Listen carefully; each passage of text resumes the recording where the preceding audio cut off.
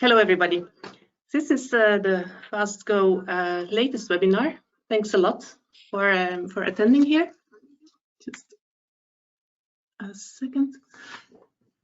You're very welcome in our October webinar on further upgrades for the European system for guarantees of origin.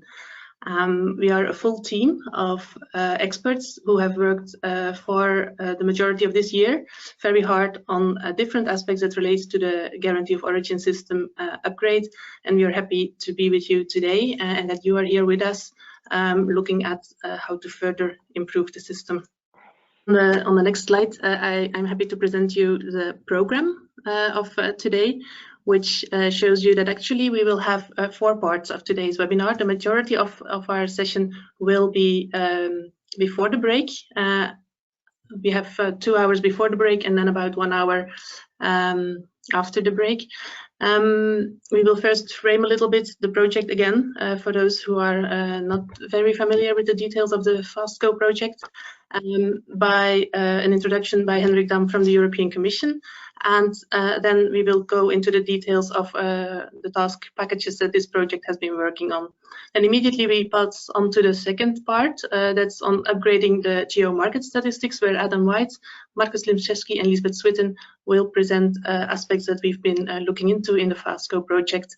And after that, you are welcome to, in the Q&A session, share your ideas and also through a poll, participate a little bit in the thinking. Then we go to a session on the residual mix, especially dedicated to first thoughts on the residual mix for non-electrical energy carriers. Markus Klimczewski is there for us. And then we have a short break for 15 minutes. And then the second part will be dedicated to the vision for IT systems for cross-border transfer of guarantees of origin. Phil Moody will present the vision on IT infrastructure, and then Marco Letovara goes into data transfer protocol and high-level system design specifications, basic considerations for that. After both sessions, we will have Q&A sessions as well, a short poll to interact with you, but also all the time during the session, we will welcoming your specific questions in the question box. After a closure session around 4 o'clock, we hope to wrap up. And next slide shows a little bit of technical assistance. Find in your technical frame of this webinar frame on handouts, and there you find the program again, and also something on the netiquette for a webinar. How to ask questions to our speakers. Given that we are more than 150 attendees registered, we cannot over-speak each other. So by default, we ask you to ask your questions through the Q&A box, to the box questions. And then we try to address them in the oral Q&A sessions. Some questions may also be addressed after the oral Q&A in writing by the panelists. If your question is after that also not addressed in this webinar, feel always very welcome to address us on our email address, fasgo@aibnet.org. Further, if you need technical assistance during the webinar, Andrea is helping you with your private questions in the toolbox questions or at fasgo@aibnet.org. We will share the slides and the recording afterwards. One slide ahead shows you a little bit who registered this morning for this webinar. And it's a pleasure to see that this morning there were 151 registrants who spent their afternoon here together with us. Seeing here what type of people, what background of people are gathered here together in this electronic webinar is interesting. We see that given, it's not weird that given the fact that the geosystem has been well established in electricity, that there is a big part of the audience coming from the electricity sector, and also different types of roles being engaged here. Also a bit of engagement, or quite some engagement from the gas sector. The heating and cooling specific sectors are less represented, but there are attendees from those sectors. And it's also really good to see that quite a lot of stakeholders are already engaged in multiple energy carriers. And that's basically what we are preparing for a multi-energy carrier certificate system. So that's really nice to see. We see also that there are a lot of traders present, also quite some issuing bodies, and a lot of other parties. So we will be interested also to learn from other parties. Next slide, please. I just want to invite you today for an enjoyable webinar. I hope we can serve your hunger for some information on the future, but I definitely hope that we can also collect some of your thoughts on what we are doing and your suggestions for our further future developments. That being said, I would like to invite Henrik Dam to a little bit frame the setting of this project, how it came that we have come to organize the FaStGO project. Thank you, Katrien. Yeah, I'm the one on the screen now. Okay, thank you very much. So what I want to do here is to provide a slight frame of why the FaStGO project was initiated. It has now been working for almost 11 months, and the European Commission launched it to provide technical support for the facilitation of the standardization process and to ensure an effective migration of the technical infrastructure with the competent bodies. This is done in parallel and coordinated with the formal standardization process in the CENELEC working group. I think we are all aware that the timeline is very challenging for the standardization. Today, we have a guarantee of origin system mainly built around the EECS standard from the Association of Issuing Bodies, and currently dealing with millions of electricity GEOs on an annual basis. On the 30th of June 2021, all member states shall have implemented the RED II into their national legislation, and we need to be able to issue, transfer and cancel new GEOs, not only for electricity, but also for gases and heating and cooling. And those GEOs will need to be compliant with the 16325 standard. The FaStGO service contract have made very significant contributions and, for instance, provided a draft text for the first complete revised draft of the 16325 standard that complies with this new legislative framework that we have in the Renewable Energy Directive. This you had based on a thorough technical analysis and a wide stakeholder consultation. The workshop of today is focused a bit more on the supporting framework for the guarantee of origin system, such as the statistical monitoring, the necessary infrastructure, and the residual mix calculations, which are very important for the reliable consumer disclosure statements. Katrien already presented the agenda that we have ahead of us today, and I see also the very wide interest from stakeholders with more than 150 participants. So on this basis, I will wish you all the best for the exchange, for the further exchanges this afternoon. Thank you.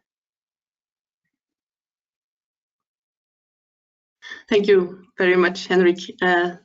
It's an honor that the project officer from the European Commission of this project sets the framework again, and also that the European Commission has made this project possible and helped allowed this project to help the GEO system get an upgrade through a lot of experts who could think together and who could organize a lot of stakeholder consultation. Project outline of this whole one-year project looks a bit like this.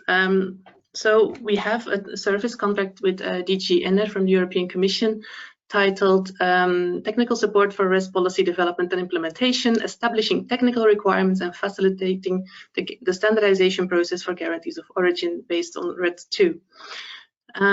Briefly, that is abbreviated as Facilitating Standards of Guarantees of Origin, and that for that we made an acronym as FaStGO. It also relates to the fact that we had to move pretty fast in terms of time, with a lot of organizations who together gather experts in the field. AIB, the Association of Issuing Bodies, leads the project and cooperates with ERCAR, where there is a lot of expertise on biomethane and especially mass balancing. Inicio, the project leader also of the Certify project, where a scheme for guarantees of origin for hydrogen had been set out in the past, and where the third part of that project will be launched, is about to launch these days. REX International, the Traders Association on renewable energy certificates, Certicu, the Dutch issuing body, which brings in a lot of expertise for the standardization of guarantees of origin. Gaia Consulting, also on the same pathway, and also bringing in a lot of experience on residual mix and general guarantee of origin expertise. Grexel, a strong value in terms of IT system support and in general system design thinking. The European Energy Exchange supports us mostly on the VAT fraud prevention measures. They are also an issuing body in France, and the European Biogas Association is there always to count on for a lot of support, especially in stakeholder consultation. This cooperation in itself also allowed these experts from these associations together to cooperate very well. We have 6 task packages, and I dive into them by saying that our project mission is to establish an upgraded geo system through a cost-efficient implementation of the Renewable Energy Directive in the Member States, and facilitate standardization of guarantees of origin in the EN 16325 standard from Sensenelec. Our task packages basically support this mission, and I can inform you a little bit about the status update of where we are today. So our project started end of December 2019 and ends 15th of December 2020. Task 1 was about mapping the currently existing standardization frameworks, and allowed us to compare the existing EN 16325 standard with the EECS rules with the European Energy Certificate System established by the AIB. It was already originally based on that standard, and there were upgrades made to the EECS rules, and it was relevant to consider those for the EN 16325. It was also compared with Renewable Energy Directive, and a lot of work was done on identifying the main challenges in the management of guarantee of origin systems. We then, in task 2, developed a text proposal on this revised EN 16325 standard as an input for the further discussions in CEN. This text proposal was consulted and updated after consultation, and you find the full analysis that led to that final text also on the websites of FaSco. What we can say is that it has been taken into as an input in the latest committee draft in Sensenelec, which is then of course further being discussed, and also in Sen further adjustments are being made, but it is based on that text that further discussions are being conducted in Sen. IT system developments, we did work, so that's our task 3, and we have 3 subtasks in that one. We finalized already a report on the vision for the future IT infrastructure for guarantees of origin in Europe, and Phil Moody will present that today. And we also finalized a report with a data protocol for multi-energy carrier and multi-purpose certificates. The data protocol is a pretty essential aspect in cross-border transfer, so it's good that there's a basis for consideration in facilitating those transfers. What is under development is the last part, and it's a high-level system requirement specification, and Marco Letovara will also today introduce us a little bit in the main consideration there. So then the final part we are working on is our tasks 4 and 5. Task 4 is about 4.1 is on specifications for statistics that are published at EU level and at member state level. And task 4.2 relates to an update of the residual mix calculation method. And as Marcus will explain today, there was first a consultation of the updated residual mix calculation for electricity. And now we are working on a report for non-electrical energy carriers and how to consider the residual mix for gas, hydrogen, and heating and cooling. Mid-November, we will supply these 2 reports. So your inputs on these 2 topics today are very welcome. If we have to further take into account something, please let us know. Task 5 is a restricted dissemination level. It's on methodologies for enhanced prevention of financial fraud. And you'll understand that that's contains recommendations, especially directed to issuing bodies and tax fraud, tax authorities. So that report is under development in a restricted circle and being consulted in a restricted circle. And then we have a lot of work done in stakeholder consultation. We did a lot of broad stakeholder consultations of several draft reports with wide stakeholder audience. Many of you today present here have contributed to that, and we are really grateful for that engagement, because we try to take your concerns into account in our developments and to balance them out against potential concerns from parties with other views, and to find a joint way forward from the mapping of the landscape that we get out of there. So thanks a lot for your contributions. We also consulted some draft reports amongst issuing bodies, especially those reports that relate to their work. And we organized 3 stakeholder workshops, today being the last one of those. Thank you a lot for joining. I would say enjoy the rest of the program today. And I'm really happy that we can now dive into the content and we can look into the work that we have been doing on the statistics for guarantees of origin. And that's how I will invite Adam White, the director of Rex International, to present a little bit as a step up the results of the survey that has been conducted in that area. Welcome, Adam. Thanks, Katrien. Thanks for the opportunity. Can I just check everyone can see the slides on the screen? Is that clear? Yes. Perfect. Okay. So this presentation is relatively brief, reporting the results of the survey on potential enhancement to geostatistics. I'll start with a quick overview of the statistics that are currently available. Then I'll go through the results relatively quickly. I'll warn you now that I'll skip through the slides quite quickly. There's really 2 groups of answers, one where the answers were quite clear, and then one where the responses were much more equivocal, and then I'll draw some conclusions.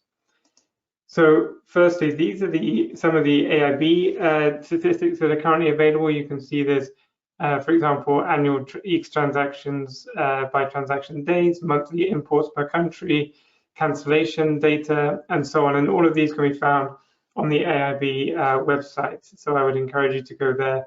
And we can see that there's a lot of detail there already. There are some other sources of statistics. For example, Rex International, where I'm director, published or has been able to publish annual market reports, but we'll discuss a bit later why it's been harder to produce this kind of data in an aggregated format for the whole European market and not just the AIB EEX sector of that market. So on the survey responses, you can see that as regards the sector of operation, there's a good balance between those working with the electricity and gas sectors. And as I said, from now on, I'll go pretty quickly before I start to speak about the conclusions. We can see there's also a good spread of areas of activity of the respondents. And it should be noted in particular that issuing bodies is the biggest single block of area of activity of the respondents. And we need to remember that they're also an important constituency for AIB data whilst they contribute to it. It's a clear signal that AIB data is used quarterly, which is logical since it's updated quarterly. Also a clear signal that survey respondents do use other data sources than the AIB data. Again, AIB statistics are clearly used for gaining an overview of the market. That's the biggest use from the respondents to the survey. And that the survey respondents are generally satisfied with the data content of these AIB geostatistics and also on how the data is presented. A lot of clear majority of respondents were interested in the central collection of geostatistics from non-AIB member countries, and I'll reiterate from the examples of data I showed at the beginning that from the AIB is only from member countries, and that from REX was from the full European single market, and again we'll talk about that in a bit more detail later. So now this is when the answers become more equivocal and less clear. For example, it's not clear that the possibility of retrieving statistical data through an API is of interest to respondents as a whole. It's also not clear that respondents would like to have more price information on geos, with a split between those who find it important and not important. Also, of the respondents who answered the survey, a majority didn't trade geos, but a majority of those who do trade geos said they wouldn't report their prices. Then it's also not clear whether the reporting basis for electricity geostatistics would also accommodate reporting needs for other energy carriers, although few respondents felt that it definitely wouldn't, but a significant minority weren't sure. So then on the conclusions to the survey data that we've been able to draw, we think there's clear general support for the AIB statistics and support for providing similar data from non-AIB countries. On the specifics of price data and APIs and reporting basis, as I mentioned, there's less clarity, and so we feel that it would be important to have more engagement with stakeholders on these more complex points, which have wide implications for geo markets. And I'll speak about one of those implications now as an example. So a commodity, as I'm sure you'll know, is an economic good that has full or substantial fungibility. That is, that the market treats it as equivalent regardless of who's produced it or where it comes from. And so that's like oil or corn or gold, for example. Whereas a product, by way of comparison, is a specific item that can be offered to a market to satisfy consumers' want or need. And this is much more how we see renewable energy certificates, which can be highly specified along the points that are mentioned there, just as an example. And so playing devil's advocate and not taking a fixed position on this as director at REX, we think that price reporting can not necessarily realistically account for all the specifics of a given REX certificate. And therefore, price reporting tends to work in categories like Nordic hydro or European wind, for example. And then this could encourage a view of geos more as groups of commodities and as specific products that are seeking to meet the needs of consumers.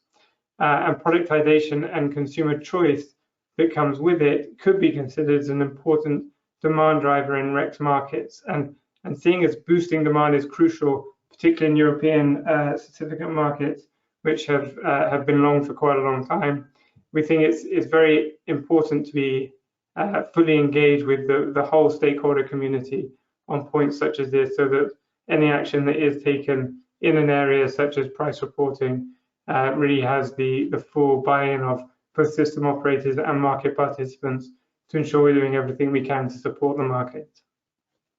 So thank you very much for the opportunity, and I look forward to the rest of the webinar. Thanks, Adam. Thank you very much, Adam. That was a really good presentation of the results of the survey that we conducted in the course of September. I want to invite the audience, in case you have questions, you can start to ask them in the questions box. You can find them with your controls. You can maybe that you have to make it a little bit bigger, or you can swipe it, make it a bit wider. But you're very welcome to ask questions, and we will address them after the 3 presentations, after Adam, Marcus, and Lisbeth have presented their related aspects on the statistics. So from there on, I'm really happy to invite now Marcus Klimczewski to present what we've drawn out of that survey with the FaStGO team. Thanks, Katrien, and thanks, Adam. And that's exactly what my presentation is about. So what did we take from the survey and combine with our own thinking to compile recommendations? And firstly, of course, thank you very much for all that took the time to respond to the survey. We gained a lot of valuable input and would not definitely have been able to produce this without the survey responses. So what we did with the concrete proposals that we took from the open answers, Adam was showing you the multiple choice answers, but we divided these open answers into 7 categories. Firstly, improving the usability of the current statistics, not adding any new data, but focusing on the usability. Then having new data elements as a second one. Third, having new tools for the statistical data. And then besides those, introducing new data elements from outside the EECs, price information, other energy carriers, and then miscellaneous small modifications that didn't fit into these categories. And we also assessed the time span and difficulty of implementing these recommendation categories. And I will now give you a brief overview of what's inside of each of these categories. I will not present everything, but everything has been considered and is visible in the report. So firstly, on opportunity 1, improving the usability, not adding any new data. These are the main proposals. There were also some minor ones, but firstly, there was clear tendency to have ready-made graphs, for example, in the Excel file, because oftentimes when you go to the statistics, you want to have a certain graph. So it would be good to be able to modify that a little bit according to your needs, and we drafted some proposals on what they could be in the report. Secondly, a lot of respondents showed that the data in a pivot format would add value. So we drafted what that could look like a little bit. We put how could we arrange the data in pivot format, and that would of course allow for dynamic altering of the graphs and use of slicers and filters to dynamically interact with the data. And then we could also add some analytics on historical data, so showing key trends of how the market has grown, how the volumes have grown per energy source or per country. And then besides these, under opportunity 1, there were some regarding the legends and color schemes and arrangement of data with what would be more logical order, and those have also been considered. So for the recommendation for opportunity 1 is to consider for immediate implementation, because this does not add any new data. For the opportunity 2, which is introducing new data elements and categorization in EECS geostatistics, there was a wish to get data by counterparty domain and production domain, so separating the geo volumes per originating domain of the production, originating domain of the transaction, and receiving domain of the transaction. Then secondly, also expanding on what is reported. We could split the volumes by whether or not the production has received support regarding PD range, PD technology, PD capacity range. So significantly expanding the granularity of the data by splitting the volumes in different ways. Then perhaps more easily data on number of transactions besides just the number of volumes of geos traded, so or average size per transaction. And then some general information which is already partly available in the annual report of AIB, such as how many account holders in a domain, how many production devices, and what's aggregate capacity, etc. Regarding these recommendations, it's important to remember the constraints. So these do require a collection of additional information, and especially for 1 and 2, there is a strong caveat for data confidentiality. So we don't want to reveal information on individual account holders or trades. And also again on 1 and 2, these might exceed the limits of what Excel can do because the data is so massive. So that also has to be taken into account. Recommendation is to carefully weigh the expected benefits with associated cost and confidentiality, and potentially introduce these with new system upgrades. Okay, then number 5, including price information in the statistics. This is a big issue, and that's why I raised this up in its own graph. So it's currently lacking, apart from some centralized auctions, and there's, as Adam showed, there's diverging views of whether this would be useful in the first place. So having a sense of what the market price of geos is. This is challenging for several reasons, as Adam was mentioning, but mostly because geo market is dominated by bilateral trades. So collecting reliable price information would require that each account holder report the value or the monetary value of the geo transaction. And as Adam mentioned, geos are not a commodity product, so a transaction might include several different types of geos with different values. Then, of course, the size of the transaction and the fact that there are forward contracts might affect, but not significantly. So in order to have price information reported, we need a clear mandate that this information is needed. And then in order to collect it, the issuing bodies would have to have the mandate to collect it. It's not possible within the current framework. Then I will introduce briefly the 3 other categories. Firstly, facilitating new tools for retrieving statistical data. It's good to highlight that Excel would remain the main tool, but of course, having tools to retrieve the data into your backend systems could help with the processing of the information with the work included, and could help in increasing the amount of data, for example, the granularity of the data. And this could be, for example, coupled with other updates if there's clear need for this. Introducing data from outside the AIB. So Adam also mentioned this. We need geostatistics throughout the single energy market. And this is a call for the Commission and ENSOE and national authorities to standardize the statistical requirements that are needed for geos.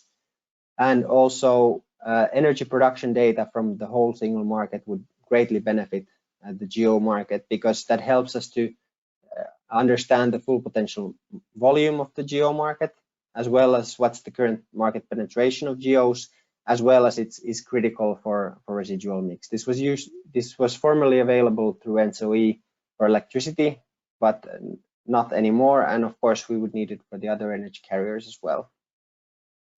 Then number 6, for other energy carriers, this is of course now a smaller volume, but when we do start reporting this, as probably is needed, there needs to be a clear distinction by energy carrier, and conversions, energy carrier conversions should be reported separately. And then there are elements to consider per energy carrier, which might be important for gas and heating and cooling. So what are our high-level recommendations based on the work and what we have compiled in the report?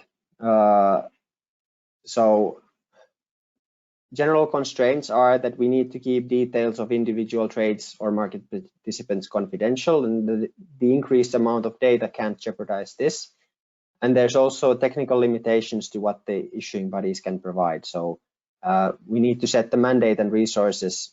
Well, they are all set to the minimum requirement oftentimes, so we need to have clear mandate that if new data is needed.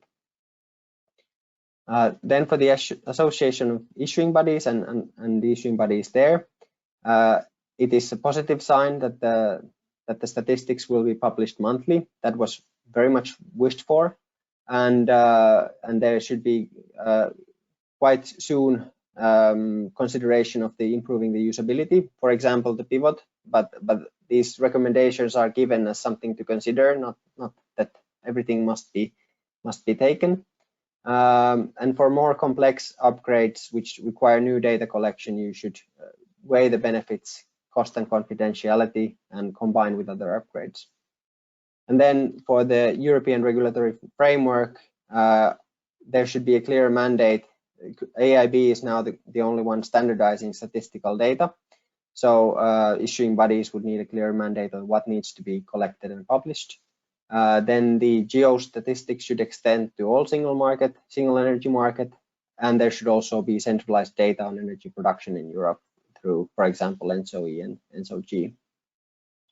Thank you.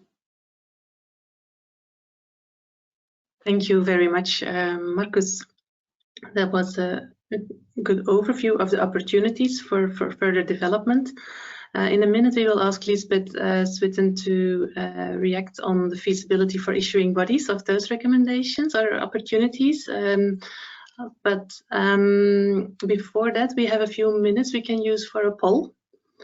So if you are okay with this, we can check with all attendees whether you have an opinion on the following question. Marcus, could you frame a little bit the question on the screen? I can't see the question, but so okay. So there's three options, and mainly we're looking for your input on what would be most important: new tools, new data from outside the AIB, or price information. What would be most useful for you? Yeah. So option A is, do you prefer new tools for retrieving statistical data to be facilitated? More data outside the AIB being included, or price information in the statistics to be included? What would help you most? Just looking at the amount of 52% of our audience has voted now. Give it 10 more seconds.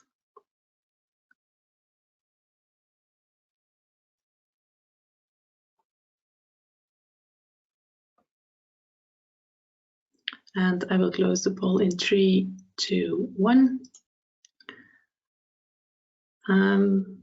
Oh, and then I should be, yeah, then you should be able to see the poll results. I don't know, Marcus, can you see them? No. Okay. I can see them, I can read them if you like. I can maybe, yeah, now I can see from the audience view, small. Yes. Okay, so we have quite a tight match between the price information and new tools. So clearly we are quite advanced users of the system, which would benefit from new tools, and then at least this audience would also benefit from price information, whereas the data from outside the AIB was not as critical, but a good split. And we did have another poll question on the second and on the first and second improvement category, so on the specific, but that was not possible to put. So we would welcome your input in the question, feedback on the questions function for those, if you have important comments for those. Yeah, indeed. So the question aimed for which improvements would you consider to add most value, and which would you prefer to be prioritized? So welcome to also inform about this in the chat or in the questions box, and afterwards by email on your opinion. I see some questions are entering in the questions box. That's really welcome. Please continue to put more questions in there. In the meantime, I invite first the presentation of Lisbeth Switton on the feasibility reflections for issuing bodies.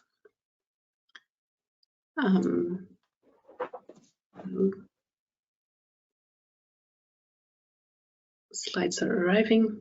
Lisbeth Switton is the new Secretary General of the Association of Issuing Bodies. She started her job in the beginning of August this year, and she took over from Phil Moody, who we also have the honor to have amongst our presenters today later in the program.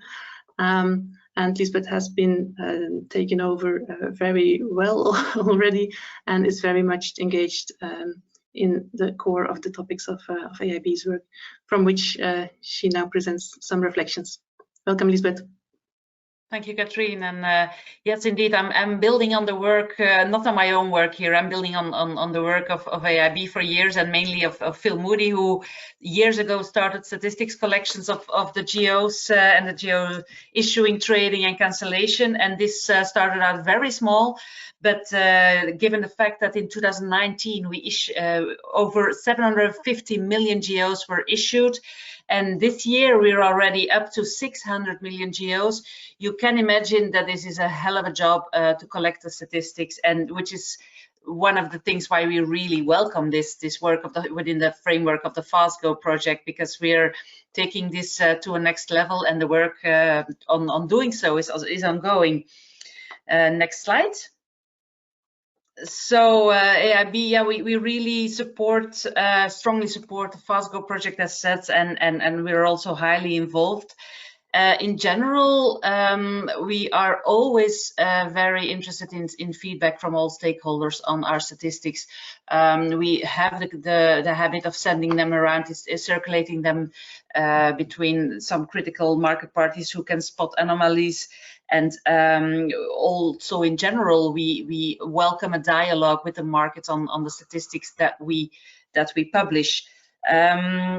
We have also last month set up a new task force statistics to focus on improving the way how we gather and process and publish our statistics in a clear and timely manner, because we notice how much the statistics are valued indeed, and indeed it's always good to be able to measure the impact of what we're doing, and our statistics is one way of doing that. Can I have the next slide? So we are, as I said, improving already the gathering and the data and the structure of our statistics. Earlier this year, we have implemented a statistics module in the Aib Hub. So this has been implemented now, and our members are now able to upload the statistics, their national statistics, onto our hub, and that's a really big improvement already. You can see here a screenshot on how we have implemented it so far. It's the members still use the XML format, as also highlighted by Marcus. Next slide.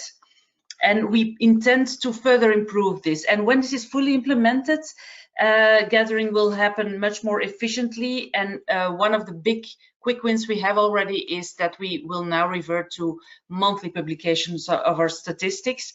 And you can always find these on our website under facts. There's a tab market information, and there you can have the statistics, and you will see a nice collection of graphs and also the data. So basically, we are already working in this structure of the data and how to gather the statistics. But look into the future, and next slide. We would be interested, and there is a poll coming up for that after my presentation, in how the attendees of this webinar would feel of publishing the raw data. Would you be interested in accessing this? In any case, the final aim of the work on our statistics would be an automatic communication between our members and the hub, so that the statistics are really gathered and published in a very efficient and quick manner.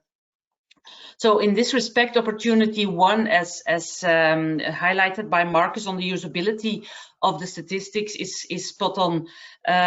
So we are already in the process of discuss the feasibility of this and how we can implement this in the quickest and the swiftest way. Next slide. However, one of the main future aspects in geostatistics might be expectation management. Obviously, it would be very good if we could publish everything that's available in a very visible and clear and simple manner, but so there are things like new data elements and categorization. However, there are implications to our members to this, and you must realize that we have 29 members now from 26 countries.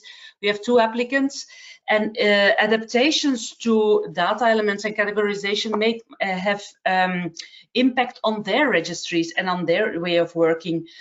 Some of our members are subject to public procurement and cannot easily adapt things in their registry or swiftly. So adaptations shall be done and shall be proposed by AIB, probably not as a series of small adaptations, but probably as one big batch of adaptations, and we will always have to consider the added value of changes that we apply, and we will only really implement adaptations if there is an added value. So that's some kind of an expectation management I have to give to this audience. Note that some data that are wanted by the respondents of the survey are already available. If you look on our website, we have the annual report published. It's on the main page, the annual report of 2019, and you can already see information there, like the amount of account holders and production devices in certain countries. Next slide. So also regarding the other opportunities, we will internally discuss and prioritize, and not everything will be able to be implemented. However, we really strive for maximizing efficiency and swift reporting. Next slide. And for that, we would really like to keep up this stakeholder involvement and even take that to a next level. We've always been in dialogue with our stakeholders, with the market parties, and we would consider setting up a group meeting 1 or 2 twice per year in order to get a better understanding what are the needs and wants, and how we could achieve progress in statistical reporting. There are multiple possibilities that we see, and after my presentation there will also be a poll question on this topic. Next slide. Anyway, concluding, it's really nice to see that the work of AIB in terms of publishing the statistics is so much appreciated.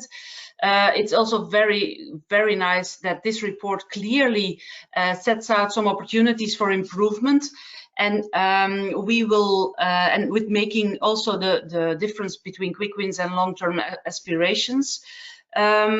We would like to extend our cooperation as the AIB between our members, the stakeholders, and make sure that we can improve it in the best possible and efficient way. And as we see it, indeed, missing data from the single market, non-AIB members is one of the gaps we are facing, and also data for other energy carriers where standardization will be needed in the future. So thank you for this. Next slide, yeah, and Katrien, the poll can be launched. So yeah, first question. We already publish the statistics in graphical representation. Would you be interested in the publication of the raw data? And would you be interested if this were for free, or would you even be wanting to pay a fee? Or don't you have any interest in more detailed data? I see that a lot of respondents are voting, and there's a clear preference for one of the options. Still waiting for the vote to continue. Quite so some response. Yeah. There's right now about 120 attendees. And at the moment, we have about half of them voted. We give it a bit of 10 more seconds for a vote.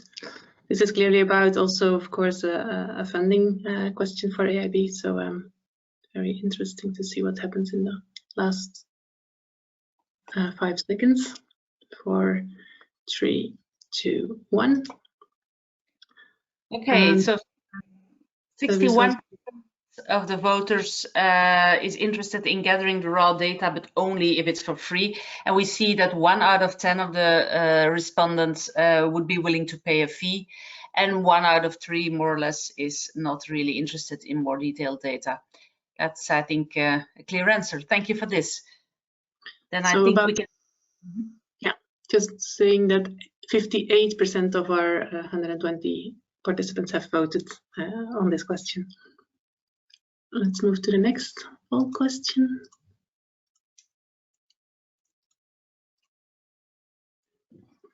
So indeed, would you join a forum to discuss with AIB, with issuing bodies and the stakeholders, manners and ways how we can improve statistical reporting, statistic gathering, etc. We could do this at our annual Open Markets Committee, which is taking place, by the way, on the 26th of November, twice a year at the OMC and the Rex Market meeting. Or maybe preferably in a closed user group, or are you not interested in participating in such a dialogue? It would be interesting to have your opinion on this.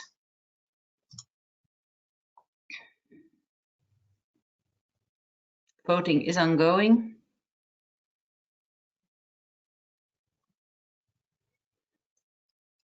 We have over a third of the audience that has voted.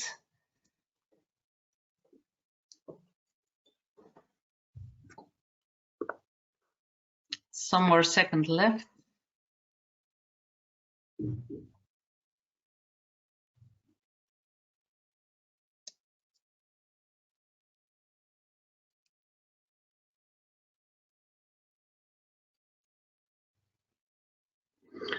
Let's give it 5 more seconds. 4, 3, 2, 1, close.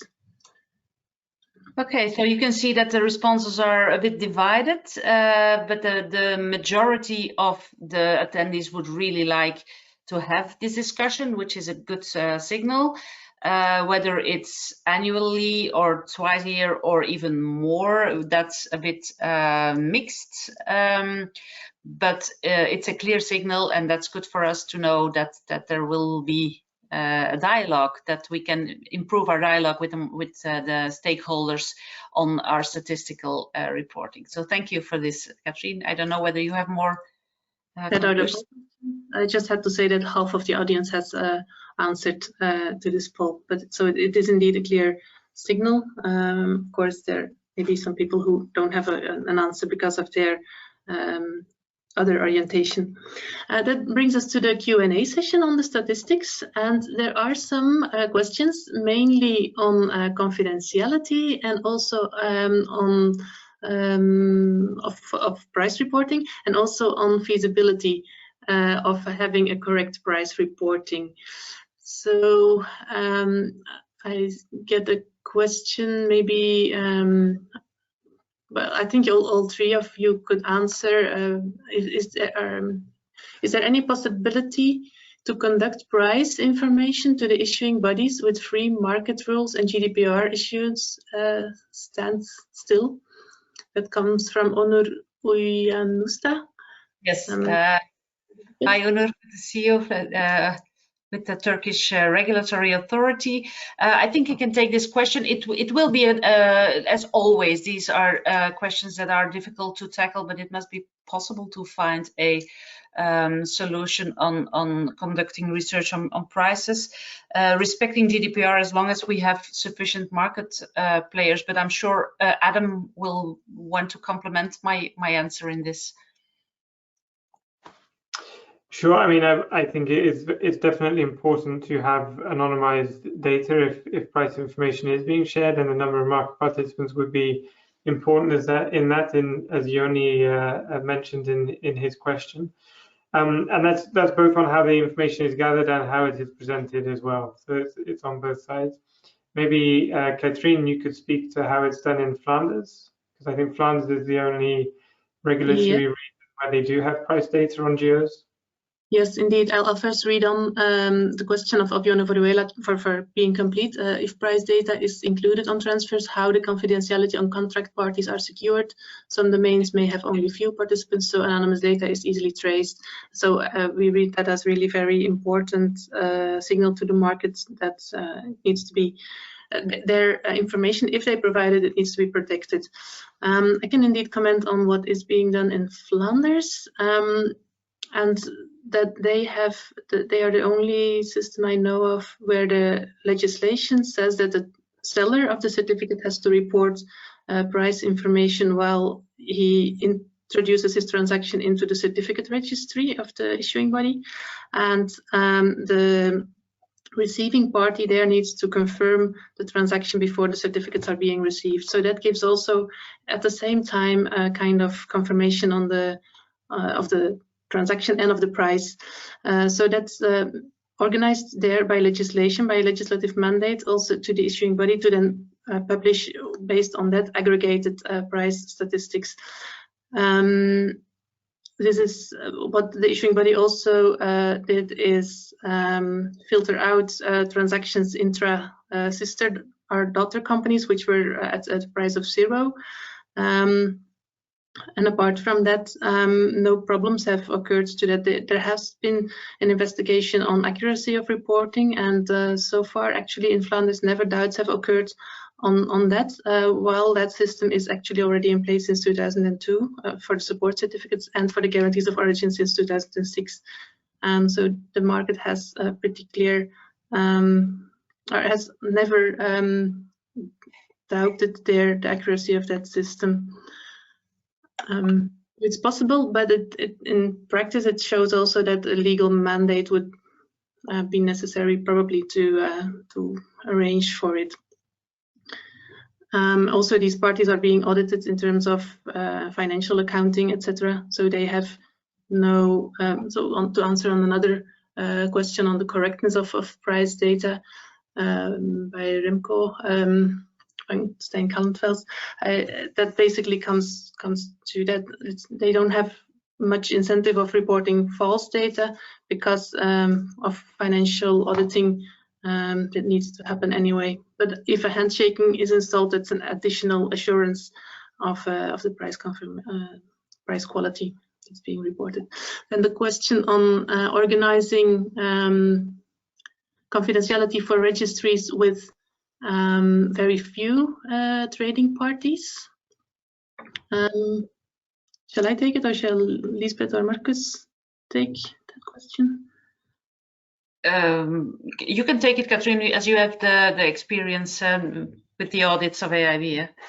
Yeah, we have a few issuing bodies where there are very few participants in the ecosystem. So, for example, if a country has only 3 to 5 traders, these traders are very, very reluctant for the overall aggregated figures to be published because they also feel they are then very much exposed in their individual transactions or in their individual market position. And AIB has always tried to balance out those concerns. So it's definitely first up to the issuing body to see whether that is an issue in its country, and where it has been an issue, that has always been taken up inside AIB as we protected it. And for those countries where the issuing body anyway feels it can be done because of the market organization in its country, there AIB simply has copied the statistics that are published also in that country. Then there is a question on an item on price reporting. I understand that regarding the AI, that probably relates to the poll on the price reporting, which said that the majority of respondents is interested in more data if it were for free. And I see this as a comment from Remco van Stein-Kallenfels saying, I understand the answer regarding AIB being not for profit, regarding how fees would be used. However, dissemination of data should ideally not be limited to paid subscriptions. Yeah, that's a valid point, obviously, as we are providing services of public interest. So this is absolutely a valid point to take into account. However, it is not unusual for a non-profit association to charge for certain activities such as publications or at cost-covering fee. So yeah, it's something to absolutely take into account and to further investigate. Yeah, we see that there are two sides of the coin. There is, of course, transparent information in the market, and there is the issuing bodies who need to fund their activity in organizing this data to be collected and disposed. So that balance has to be further considered. Then a question by Axel Botson. Even with a legal framework, how would you come with an accurate and relevant price information? The deals are encompassing forward deal. This is manageable for power, thanks to Remit, but this framework is much too heavy for GEO trading. What do you think? Yeah, I agree. That's absolutely something that is that's a very valid remark, and that's a remark we've always made regarding to reporting price information, that the reliability of this information could also always be questioned. However, what the Flemish example shows us is that it's at least extremely useful to have an indication of prices. But indeed, we would require a legal framework and a way to uphold this and to guarantee reliability. So thank you, Axel, for this comment. Yeah, I think it also puts in contrast price statistics could only be possible for historic data. Like when a transaction is introduced into the registry, at that time a fixed price can be reported. It's pretty much harder to collect forward prices and contract prices for an association like the AIB. Not saying that they're, I mean, while still acknowledging the big value of price forecasters in the market, it's pretty hard for a neutral objective organization as the AIB to make forward predictions. So that's probably better a role for dedicated participants in the market.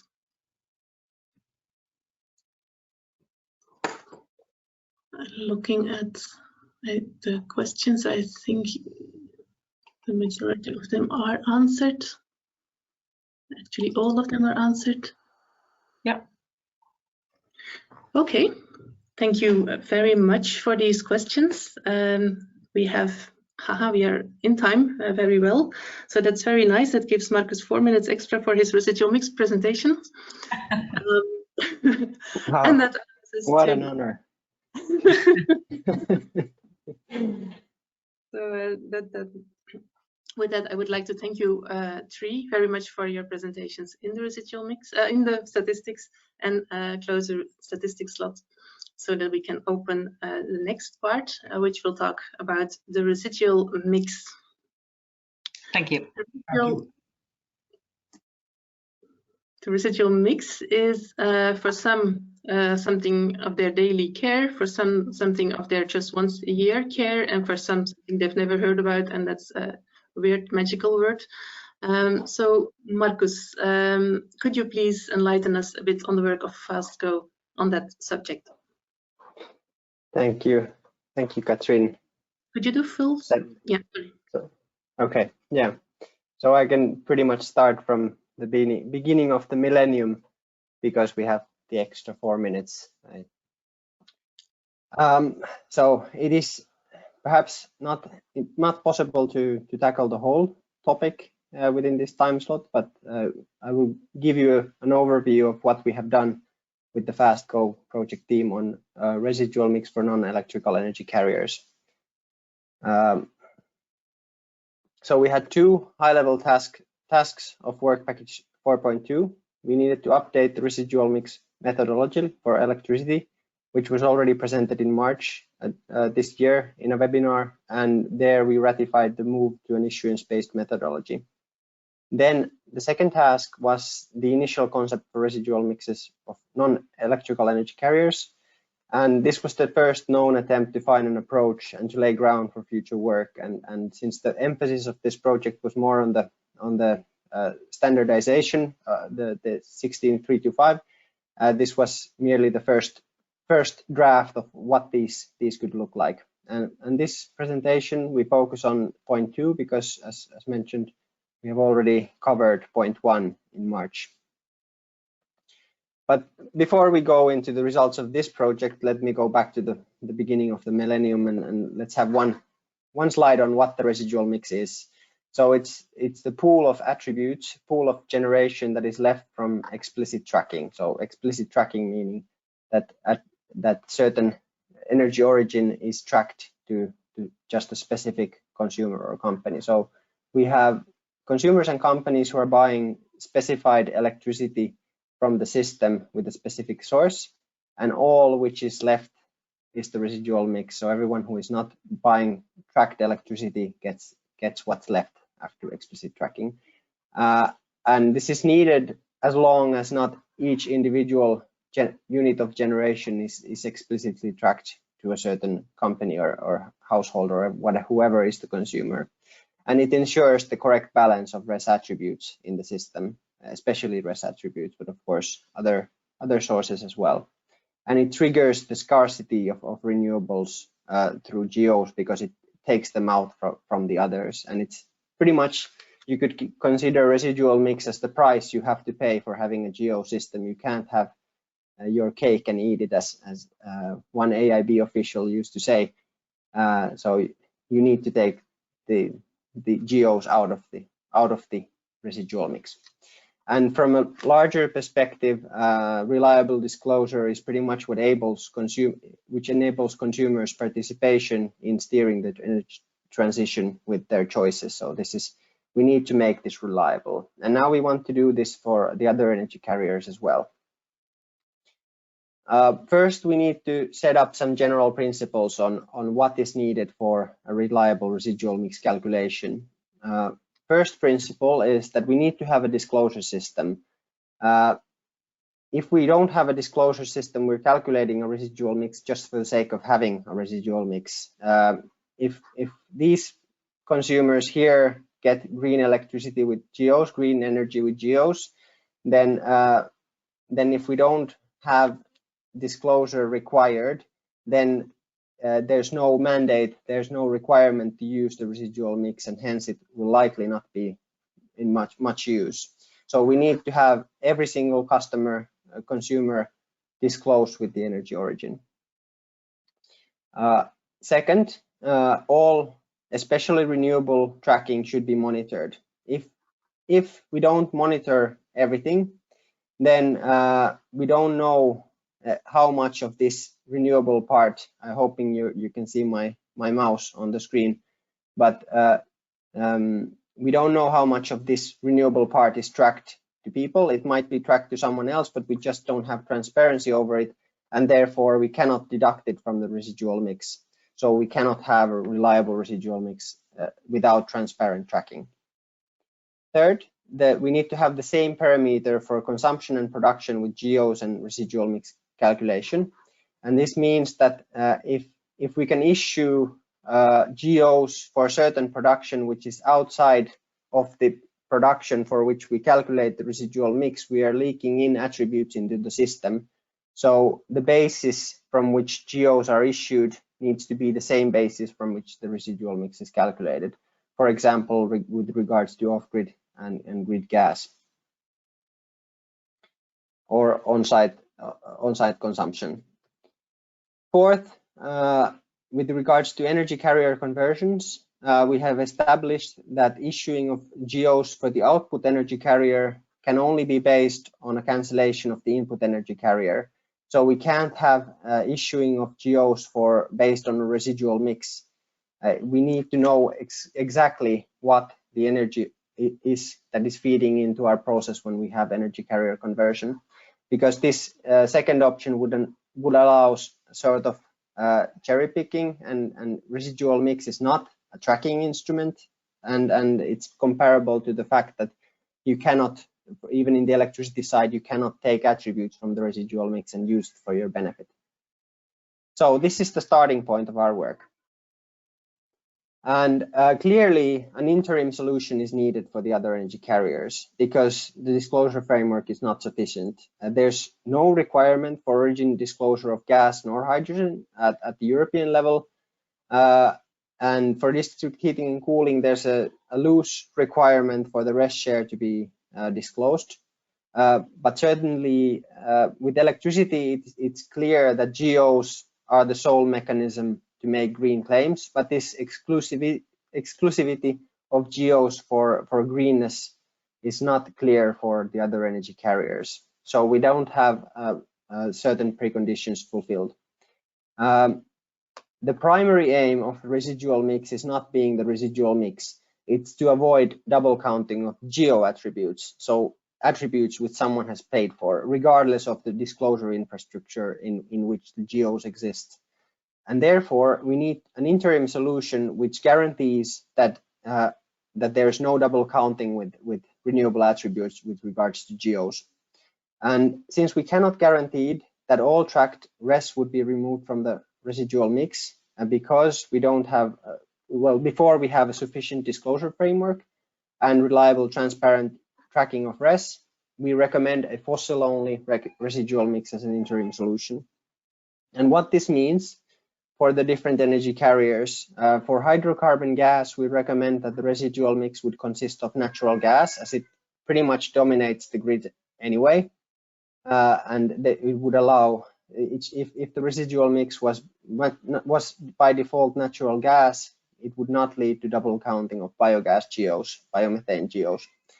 The second point is that most gas is physically imported to Europe anyway, so the pool of attributes would be pretty similar across countries, which would perhaps also reduce the motivation to calculate for a sophisticated calculation.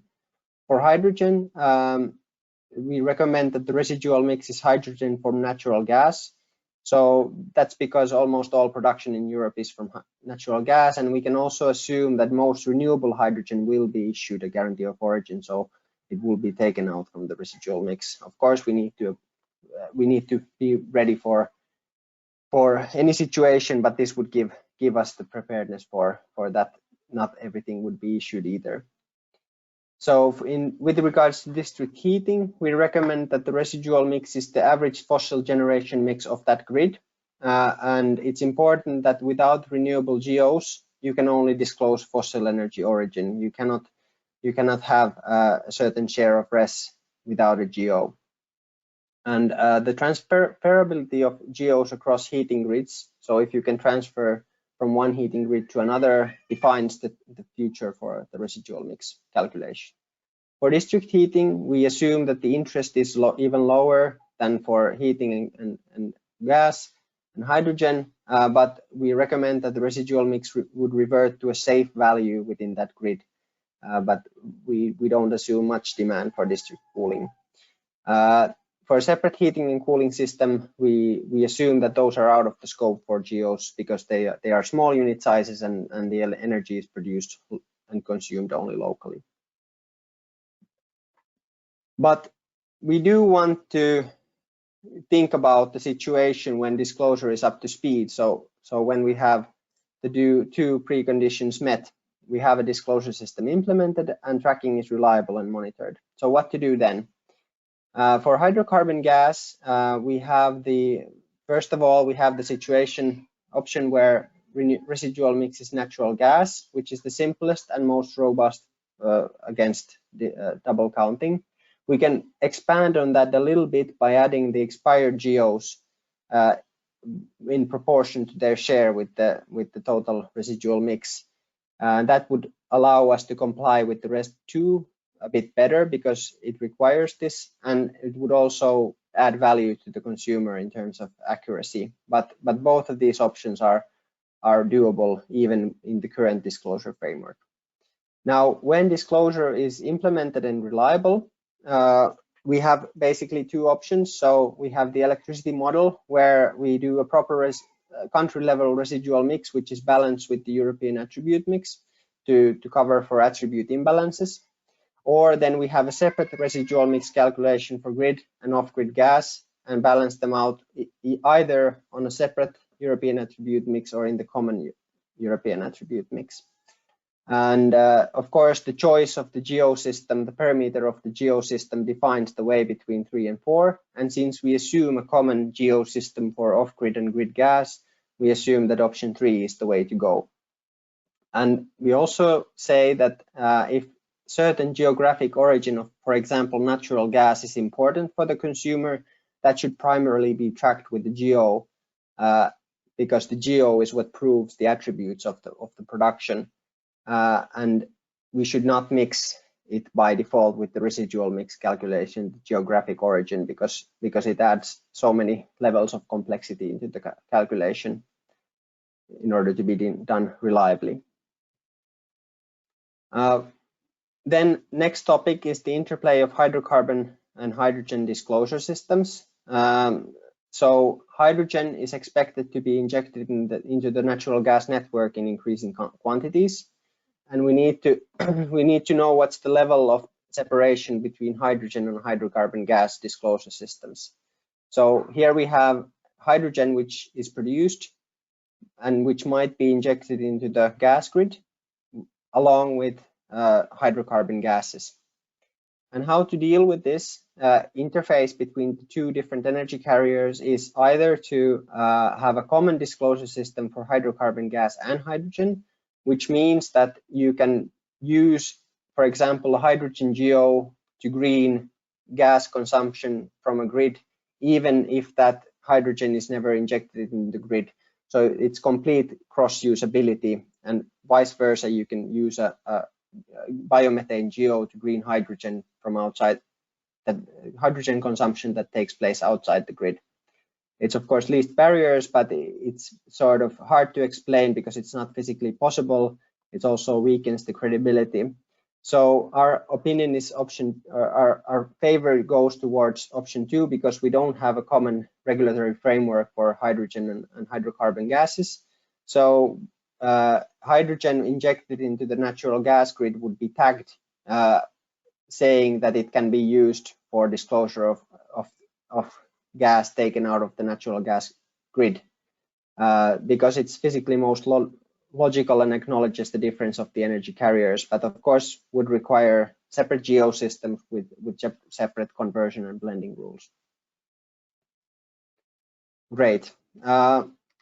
Finally, for heating and cooling, we have the interim solutions on the top with our well, basically the option 1 would be the rest share only option, where each grid would only disclose the renewable share and large part of disclosure being unknown, because this is what is required by the RED 2. Then we can also consider the residual mix of each grid as the fossil generation mix of that grid. So so that would also allow for avoidance of double counting of geos. In the third option, where we would calculate a specific grid internal residual mix, we would need to restrict the transferability of geos across grids, because if we transfer geos across grids, then we need to balance the attribute imbalance, and if disclosure is not reliable, this cannot be a reliable option. So the parameter of the geosystem defines the way forward for the interim solution as well. But when we have a disclosure system implemented and tracking of renewables is reliable, we have laid out again some options.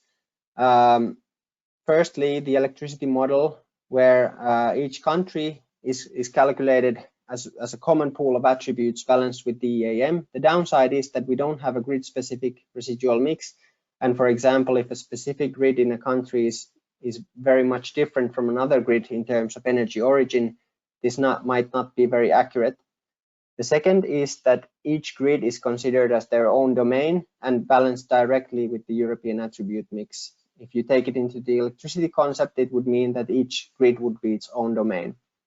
And the final and most complicated option is that where we first balance each grid with each country, and then we balance the attribute imbalance with the European attribute mix. This adds an extra layer, but in terms of calculation, these three options are not sizably different. So the complexity would not increase the work because the same information would have to be collected. Okay, that was it. And I started from the beginning of the millennium and fast forwarded our ideas on the new energy carriers. But it's clear that we need additional work for disclosure to properly kick off for the new energy carriers. So we need to design more specifically the disclosure system for heating and cooling, gas and hydrogen. Then of course we need a clear indication of the interplay between the gas and hydrogen disclosure system at the European level. And as said, the specifics of the residual mix calculation depend on how the disclosure framework is implemented for each energy carrier. So that first has to be set before we can go into the very specifics. Then also what would be needed for the disclosure to kick off for other energy carriers are the specific best practices of disclosure. So for example, how to implement the lifetime, how to ensure the uniqueness of tracking instruments, mutual recognition, timing of disclosure, and how to deal with supplier level disclosure, and then some further recommendations. So this was the start of the work, and we have laid our ideas in this presentation and in the report. Thank you. Thank you very much, Marcus. That was a lot of content possibly to process for anybody new in the area. So we can summarize it very simple as for non-electrical energy carriers, the disclosure systems are not ready, for which FaStGO for now, as a preliminary solution, proposes a fossil residual mix. So anything that's not tracked with a guarantee of origin or another reliable tracking system, a fossil residual mix is being recommended. So let's do a poll question about that. Marcus, could you read it out? Yes. So the first poll question is, should the residual mix be considered fossil if disclosure is not implemented and res is not all tracked? And basically meaning that there's not a complete reliability of renewable tracking. And RES stands for energy from renewable energy sources. So please take your moment to consider your view. Do you agree with the proposed interim solution? Or should there be a full-blown residual mix calculation before these conditions are met?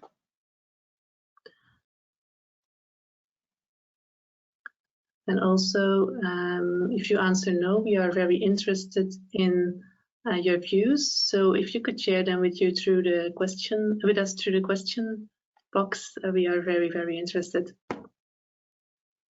Now we have 50% of the audience which has voted.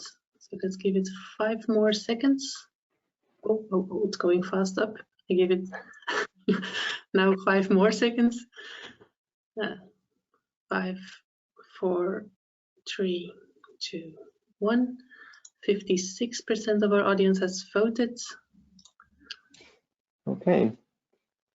So we have 1/4 of the audience disagreeing with our proposal, while 2/3 would agree with the fact that the fossil-only residual mix is the way to go before we have transparent tracking and disclosure. And then understandably, there's 10%, 11% who cannot make a judgment. I can imagine if this was a new concept, it's hard to say, or if this is not in your field of interest, the other energy carriers. Yes, indeed. We have 2 more poll questions, but to those who answered no, it will be very helpful to get if there are alternative suggestions on how to handle that. Those would be very interesting for the Q&A. So if you can enter it into the questions box, that is most welcome. If it needs a lot more explanation or insight to be shared with the FaStGO team, welcome to send it to us at fasgo@aibnet.org or at the email addresses that are visible at the end of the presentations. Good, let's go to the next poll question in the meantime.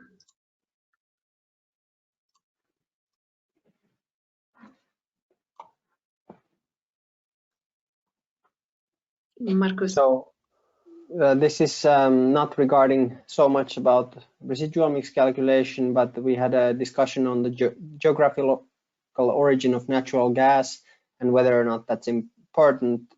So we are asking if that needs to be disclosed to consumers by default. And the reason for asking is because it asks a specific design of the disclosure system.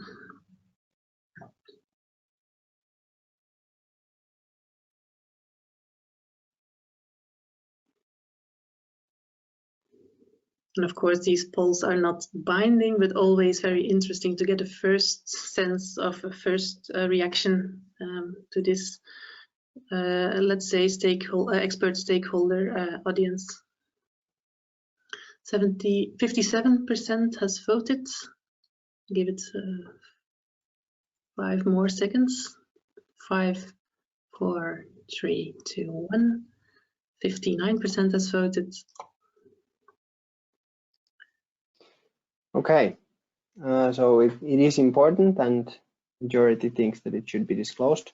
So that is a bit different from the energy side, from the electricity side, where it's currently not disclosed, at least mandatorily in most countries. I think some countries do require some level of disclosure of the geographical origin, but those are probably a very small minority.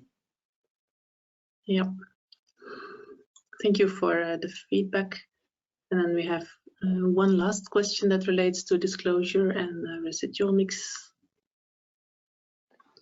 Yes, so this is interesting, and please hold on and answering. Of course, you can if you have read the question, but so this is a fundamental question on the transferability of GEOs issued for heating, especially heating. So is it freely tradable even without the connection of the grids? So should you be able to issue heating geo issued in the southern, in Helsinki region, heating grid by someone operating a heating grid in UK, for example, for disclosure?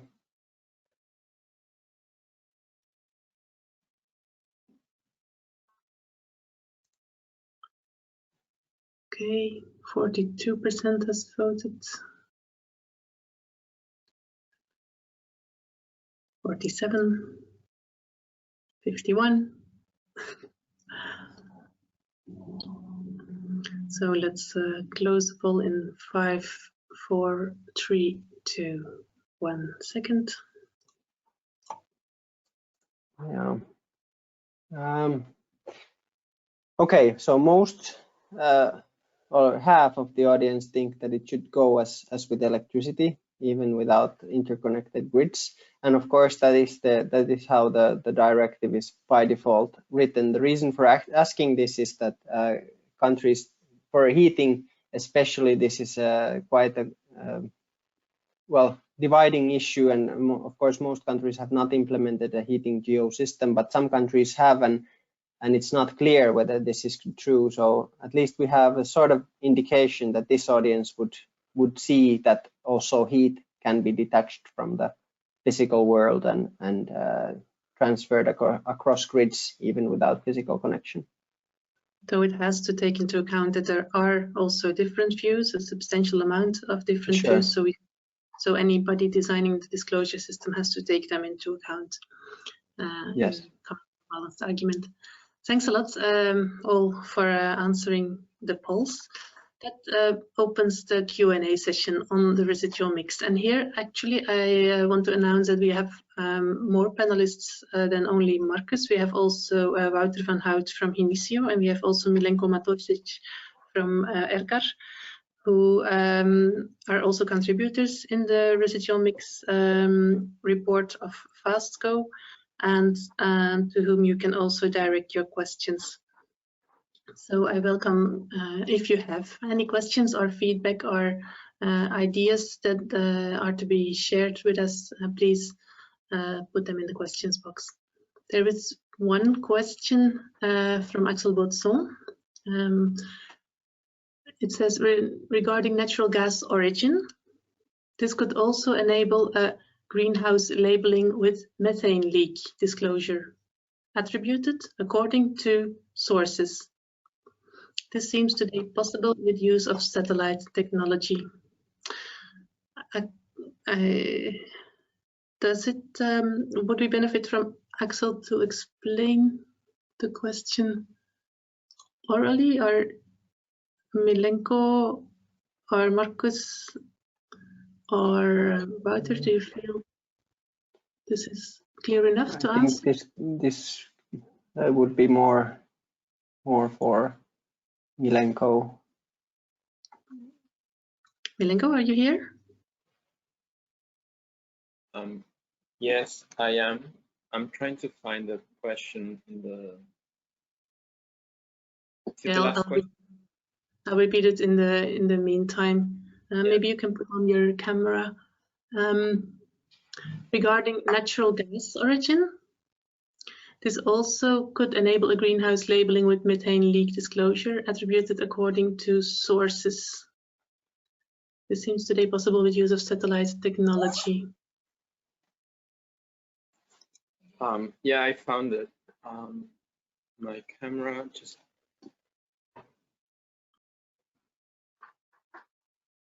Can you see me? Not anymore. Just a second, we could.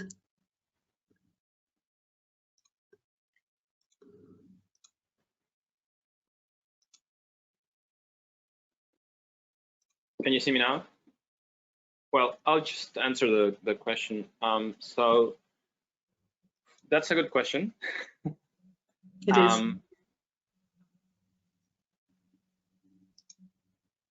I think it could enable disclosing the methane leak, but I'm guessing here we would need the regulation on how to deal with that disclosure for the methane leak.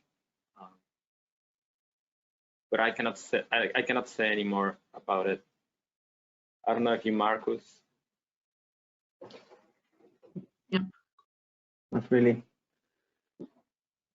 So it is definitely a good question, and Axel, I actually invite you to send more background thoughts on this. If it is relevant that FaStGO report takes into account some reflections on this, we can definitely display them there. We don't design a disclosure system in this FaStGO report, but we do observe in everything that we've been working on some reflections to be taken into account for disclosure system designers. So it is most welcome to take your reflections into account. As I don't see other questions that relate to disclosure and the residual mix, if I'm right. There was one question regarding the fact that all renewable energy must be certified. I can also take that has already been answered by Phil, but as Phil mentioned, this is from Onur Uinusta. As Phil mentioned, there's a practice in some countries. Not all renewable energy certificate must be certified, and if it's not certified, then it goes into the residual mix. And some countries issue by default for all production devices which are registered into the system on a monthly basis. But it's also possible for the issuing to be done as per requested. So if the producer doesn't see a need for GOs, it can hold on and then retrospectively ask for issuance, for example, for January production in June when it has opportunity to sell them. So at least currently there's so not all renewable energy must be certified. If it's not certified, then it's in the residual mix. And of course, I don't know if this question means it, but if the issuing body would see it easier to define a residual mix by issuing the certificates in some sort of pool where the producers can retrieve them, and then whatever is not retrieved at the end of the year constitutes the residual mix, then that's also another way of looking at it. But for sure, mandatory issuing is not done in most countries, but only in some countries where all electricity is explicitly tracked.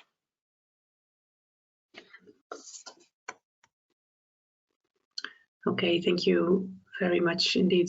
Sorry for missing the question, and thanks for picking it up. That are the questions that relate to residual mix and disclosure related topics that we see here. We invite further comments and reflections over the email, or if you put them further in the questions, then we will further consider them after this meeting. There is one more. Sylvia Barengi asks, residual mix is calculated everywhere on a calendar year basis, Marcus? To our knowledge, yes. Of course, there's no reason why this could not be done, for example, on a monthly basis. But then, of course, it would because residual mix is implemented by suppliers. So there's a chain that happens after the residual mix calculation which take place. So the residual mix is usually calculated at the start of the year and published in late April or May, and then it takes time before suppliers take it into their own disclosure calculations, and there's usually a couple of months delay in that too, because suppliers need to update their own figures on the basis of the residual mix and seeing how many GEOs have they cancelled for specific products or for their general mix.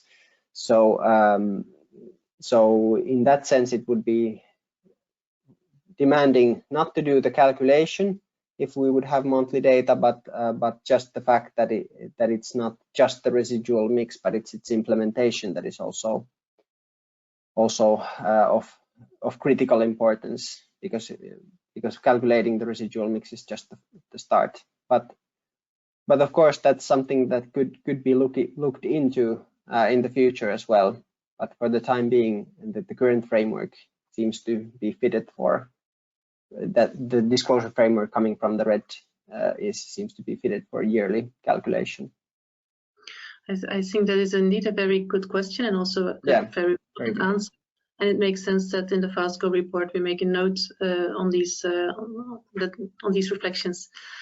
Thanks a lot to the askers of questions and to the answers of the questions, Marcus and Milenko. You too, Katrien. Thank you. That brings us to our break. We have deserved a break after having dived that deep into residual mix content. Thanks for being there with us. And after the break, in 15 minutes, we will talk about future-proofing the IT framework for guarantees of origin.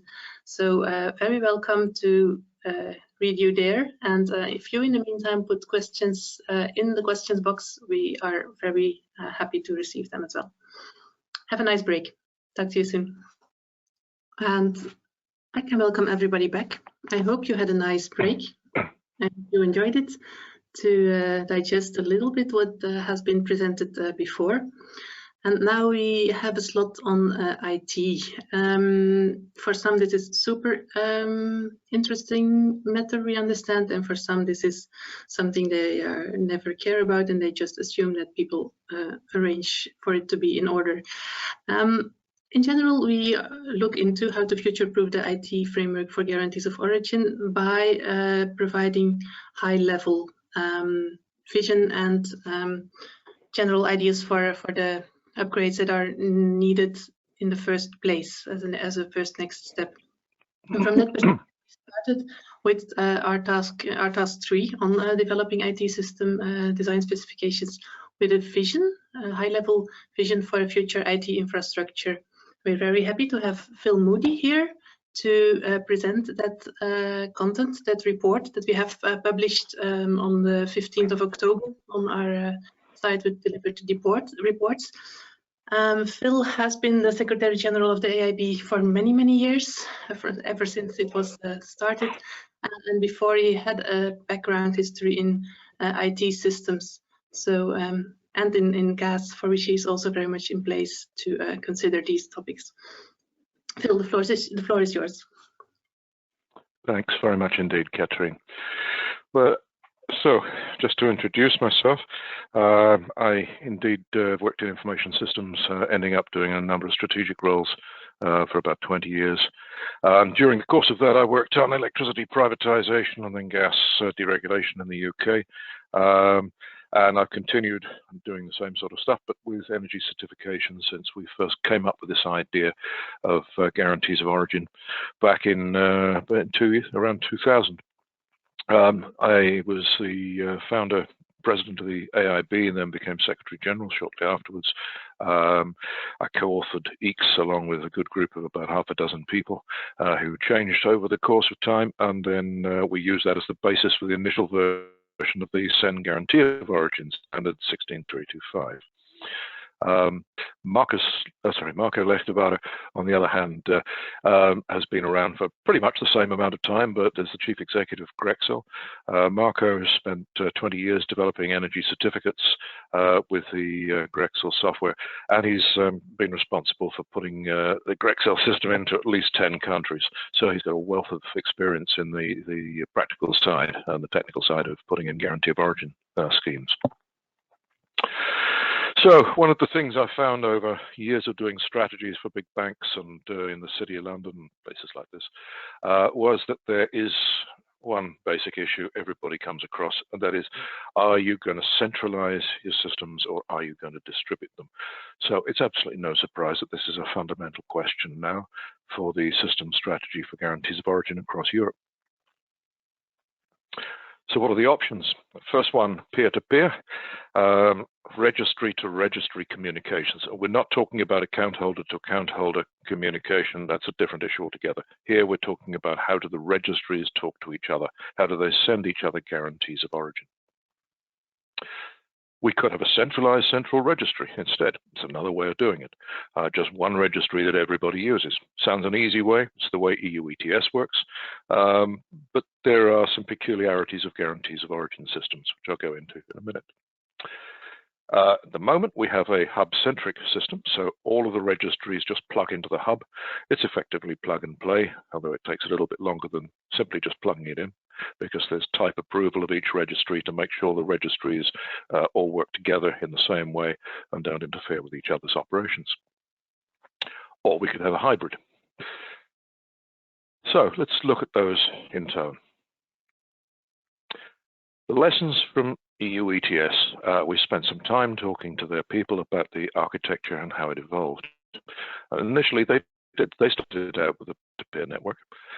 It seemed to be a reasonable idea, but it doesn't give you centralized control. So they moved to a hub-centric model, which itself had its own challenges. There was a big difference in the level of sophistication of each member state's registries. Some were very sophisticated, others were more crude.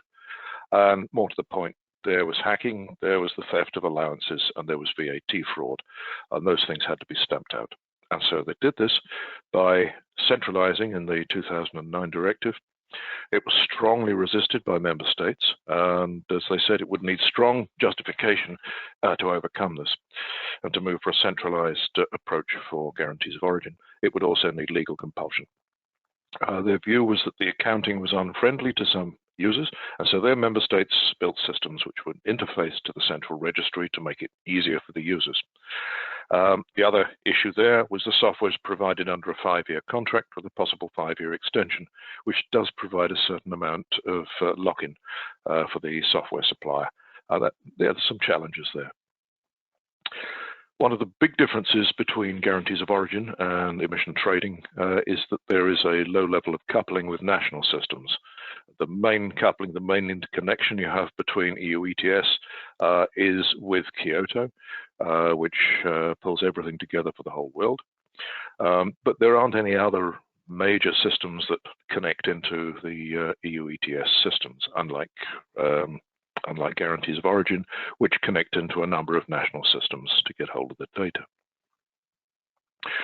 The other issue here is that under EU ETS, because the central system is underpinned by the directive, quality assurance is also provided by DG Klima, whereas in electricity, the quality assurance is provided either by the member states individually or internationally by the AIB at the moment for a subset of the member states who've got guarantee of origin schemes running.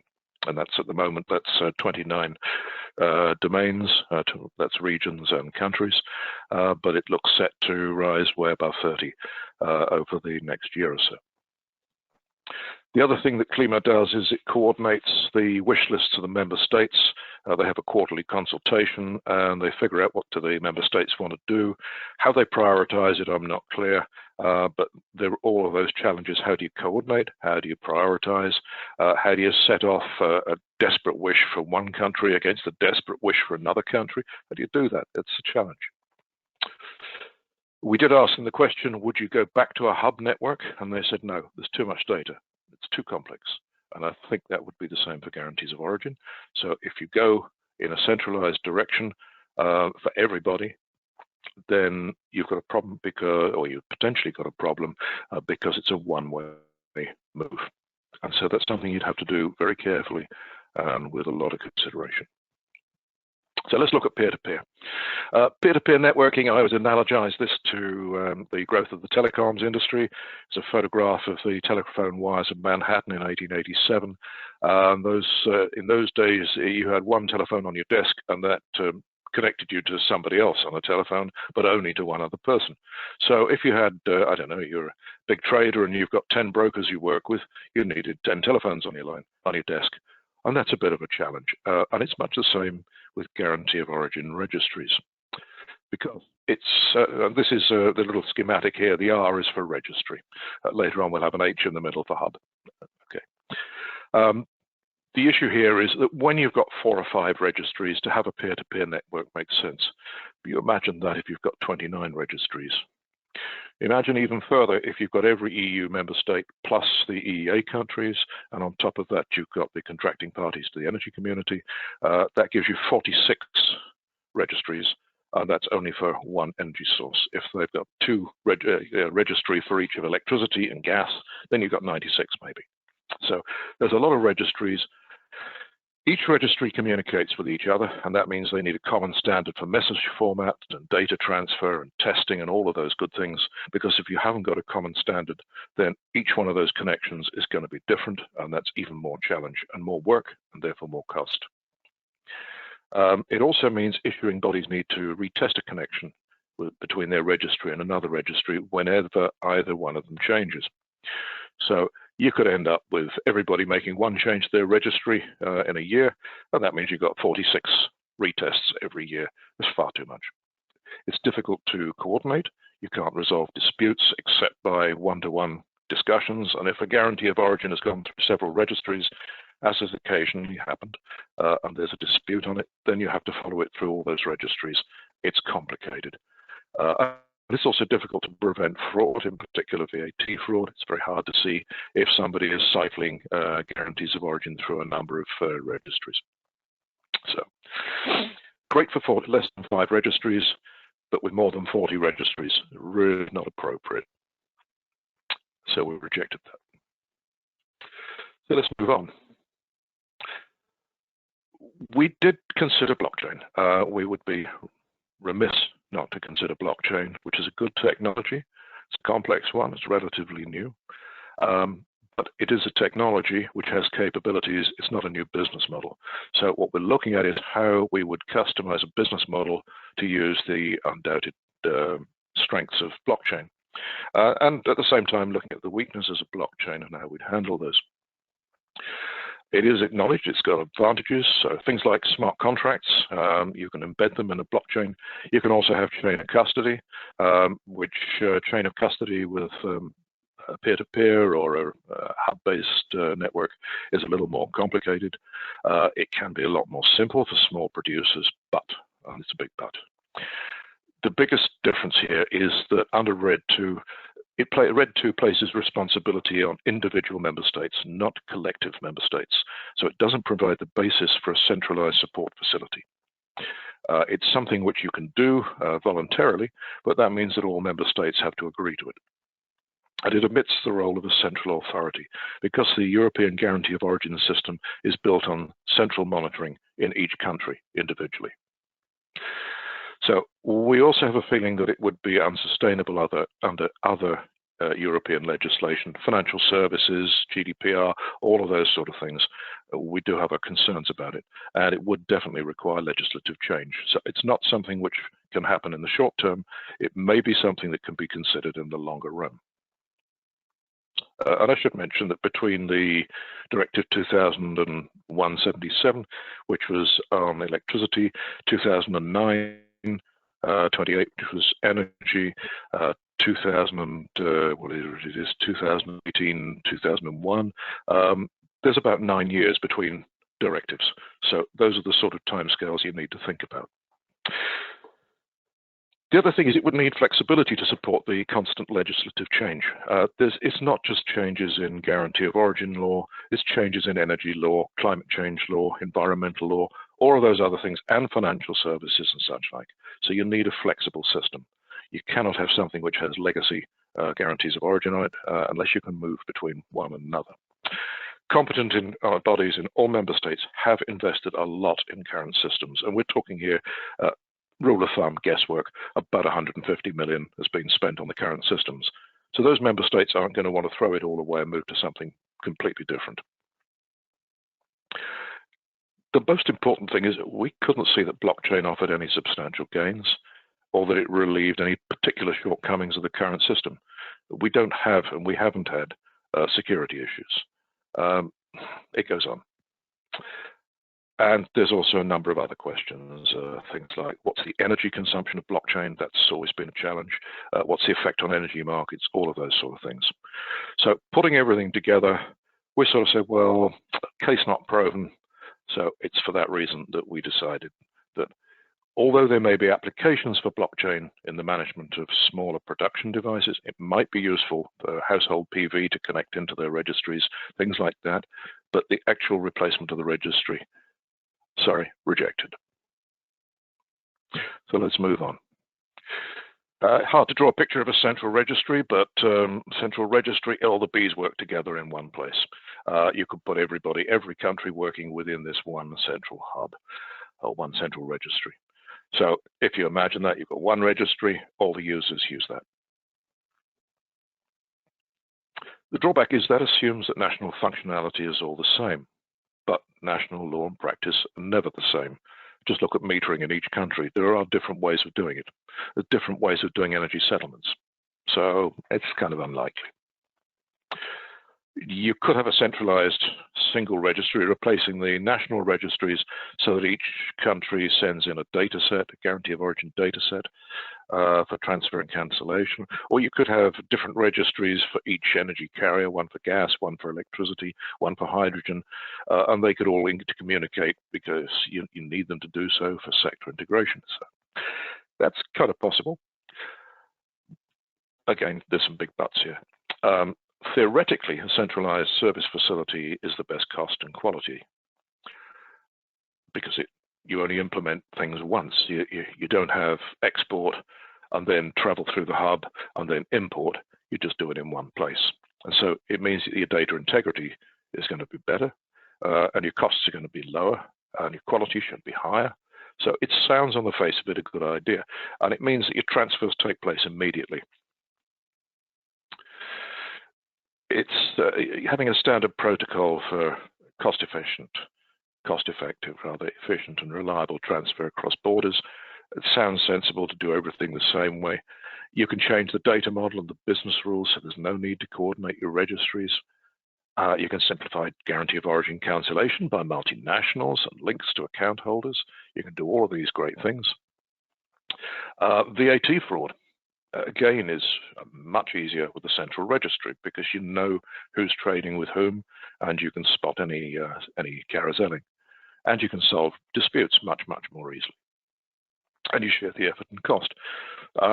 Possibly, if we were starting again today, that might be the role that we looked at. We'd certainly look at a different model, but hey, we're where we are.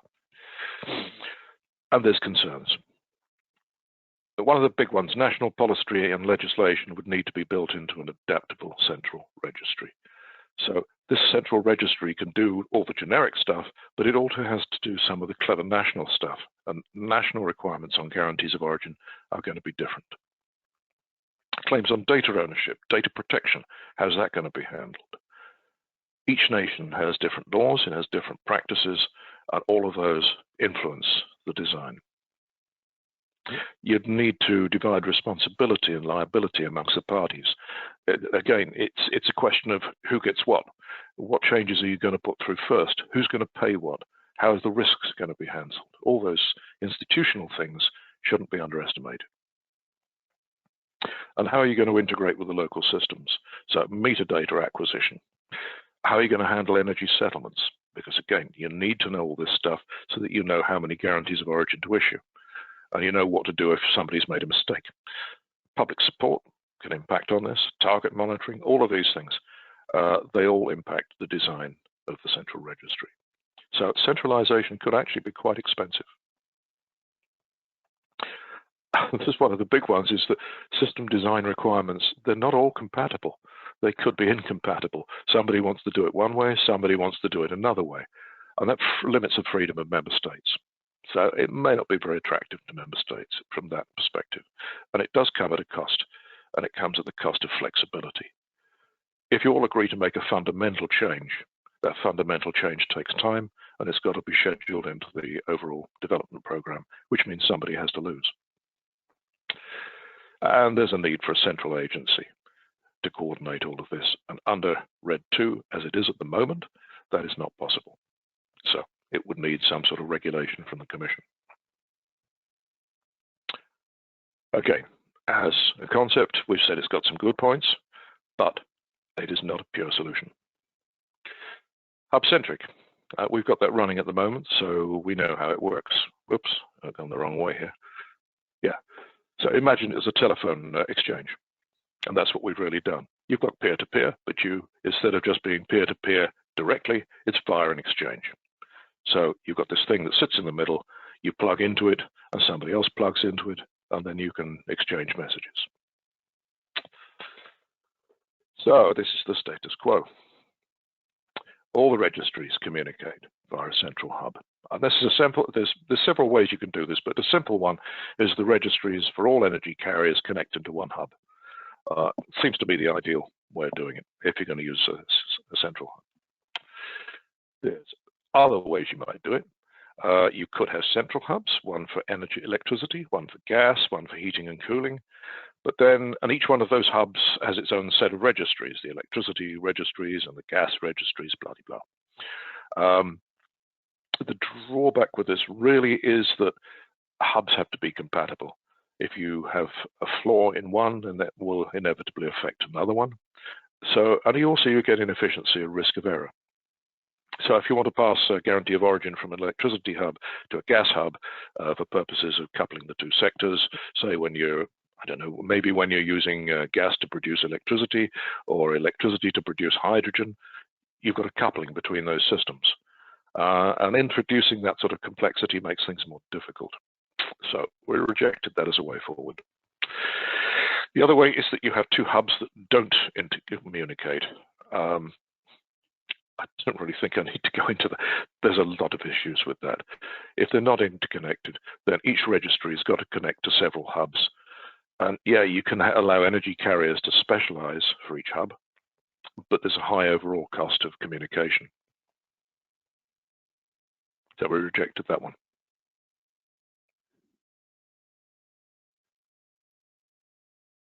Competing hubs has been mentioned. Why can't we have a number of hubs, all of them dealing with every type of energy? It just makes chain of custody tracking and the solving of disputes very difficult. And system upgrades, again, same as a central system, they'd need to be carefully coordinated. Otherwise, you get incompatibilities and problems. You need a common approach to detecting fraud.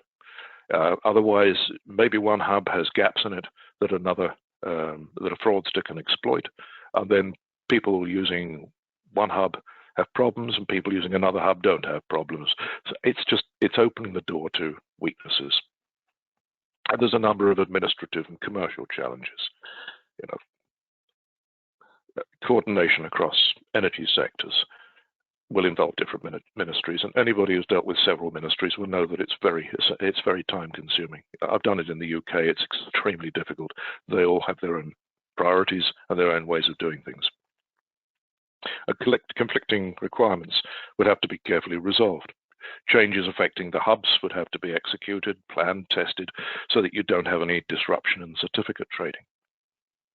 Rapid growth from one market could impact another one because of market coupling and challenges, data storage, processing capacity, all of these things. There's a challenge there. And also you've got to avoid energy sectors cross-subsidizing each other.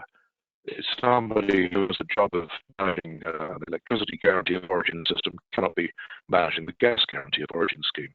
So you have to make sure your costs are properly allocated. Just been through an exercise in AIB of making sure that that sort of thing doesn't happen. So we've had to change the whole of the inside of the AIB to handle that. I think it's working now. And you've got to avoid a major hub predominating. So you have to get some balance there. We rejected it. We just didn't see that that was really a worker. So you could, I suppose, centralize the hub. That's a possibility. You might have a shared central service fed by registries. So, your national registration of production devices, collection of metadata, all those sort of good things could be done locally. And you can share the transfer of certificates and the access to the list of account holders. And that's kind of what we've got at the moment. I mean, we've started to go a little further than that in AIB. The other thing you could possibly do is keep data provision at a national level and move the registry centrally.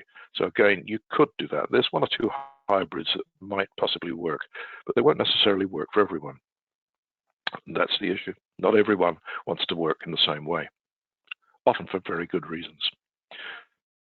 So, our preferred way forward. Firstly, retaining local systems at a local level.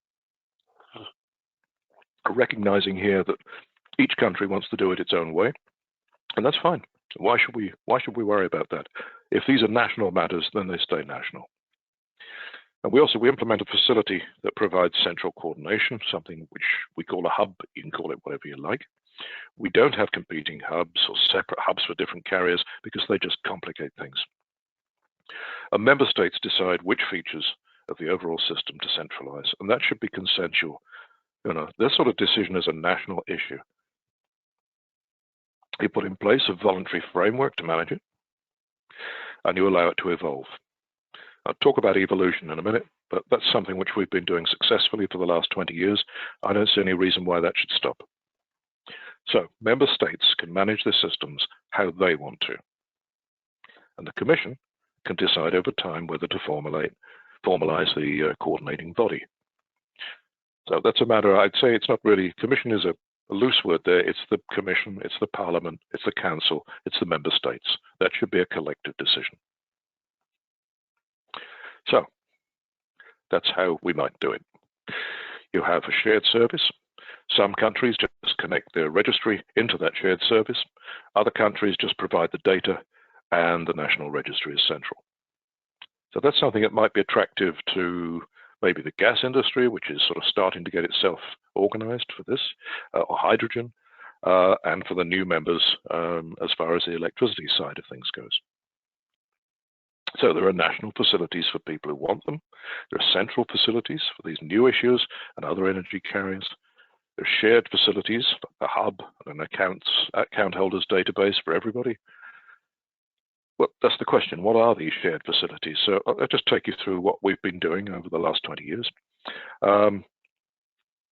It's been an evolution between 2006, when we first built the hub, through to 2020 plus, where we are now. And what have we got? We've got cross-border transfers was where we started. Then we said, hey, the problem is that we're not quite sure when we send it from one country to another, are we sending it to a valid account holder? So what we did is we kept all the account holders for every country in one place so we can all see who the valid account holders are. And then we said, well, let's see if we can stop VAT fraud by looking for guarantees of origin that traveling from country to country and then going back again and forward again, and then you get missing trader issues. So we've built in detection software into the hub, and that's now running, and it works quite well. Statistics, you should be able to lift that straight out of the hub. So about 2 months ago, we made a change to the hub so that each member state provides an XML file, and then we can download that and turn it into statistics. I'm just doing the second set of statistics. They'll be released hopefully next week.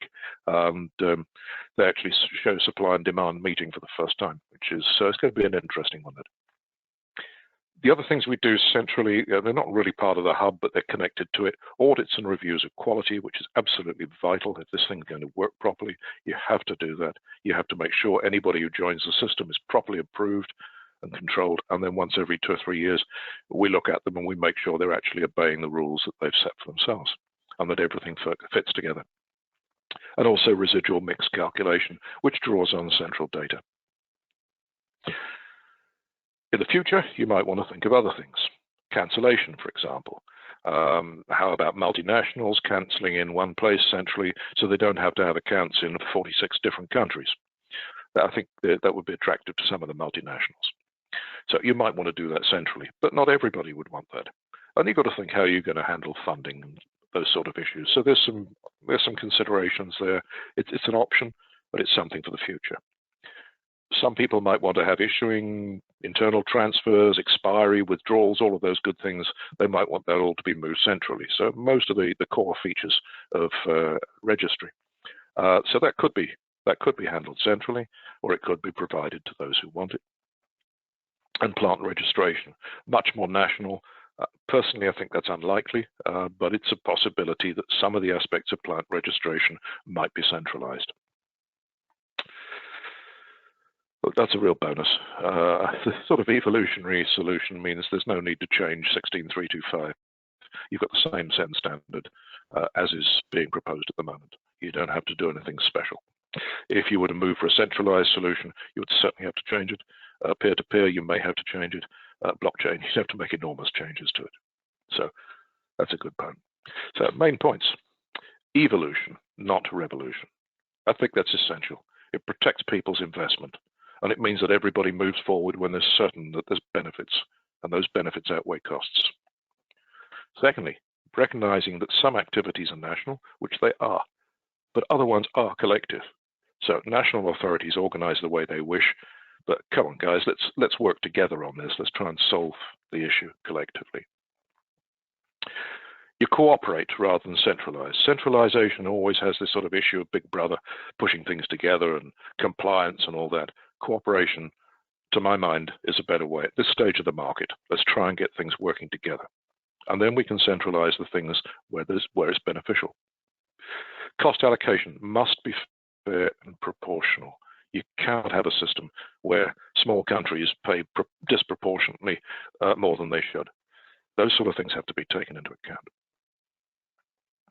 You need to support the current as well as the new issuing bodies and all energy carriers.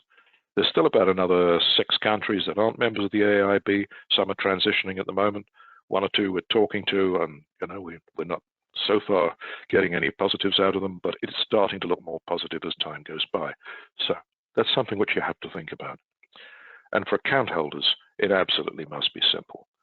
I could add on, there are a lot of other benefits, things like a source of central information, so that account holders have APIs leading into the system. It makes it easier for them to manage their account holding, blah, blah, blah. There's loads of it. But those are the sort of things that you need to think about. I think that's about as much as I want to say on the subject. We do have a small survey that we'd like to conduct. And Katrien, I think, can you manage that? Okay, indeed. Here it is. Can you introduce the question, Phil? Yeah, I'll see if I can. Do I have to change presenter? No, I can read it out while you sort out how to open the window for the poll. So regarding this proposed evolutionary approach that Phil presented, how far do you support it? I knew how to handle handing the poll over to you. Let's see if I can do that. You don't have to hand over. It's just if you can see the question and the answers in a moment in the audience view.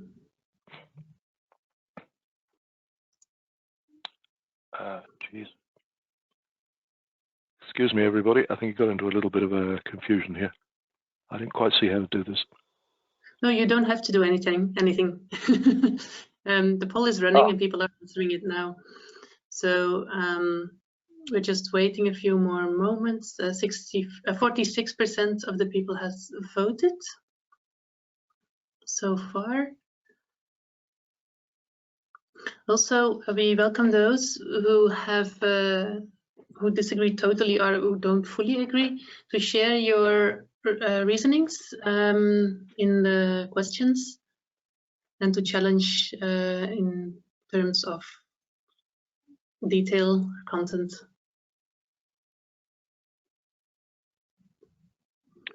Okay, I give it 5 more seconds. 52% has voted now. 5, 4, 3, 2, 1. And now you should be able to see the screen. And Phil, do you have a comment on what you see here? Well, that's 3/4 of people support. Some people are qualified support. There's 10% who really don't know either way, don't care either way. There's 14% who don't fully agree and 2% who disagree totally. I'd be fascinated to know why there's the disagreements, but I'd also be fascinated to know why there's qualified support in some cases. So what is the qualification? So maybe you could use, would chat be appropriate, Katrien? Yes, that would be very, very welcome if in the chat you give some reflection on if you answered don't fully agree or disagree totally, some reflection that we can take along, some arguments that we need to consider. One reaction that we see in the chat is from Axel Botson, I support in general. For just one reason, I would strongly advocate as a full disclosure at AIB level. Phil, if you have it. I would totally agree with that. I've been a strong advocate of full disclosure for about 20 years now, and I'm not going to change my views. It seems crazy to me that we tell people where's the good energy they're using, but we don't tell them if they're using bad energy. And it's like being told that the following food that you buy in the supermarket is very clean and organic, but they don't tell you if it's genetically modified or if it comes from a debatable source. You wouldn't do that. So Indeed. why can't we do it in energy?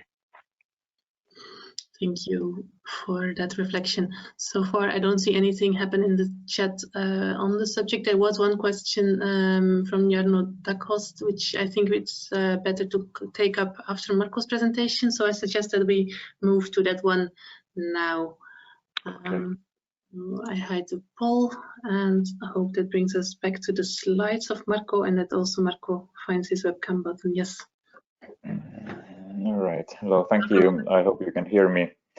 And I'm really happy to see that there are so many attendees still on the line waiting for this most exciting part of the webinar, I guess.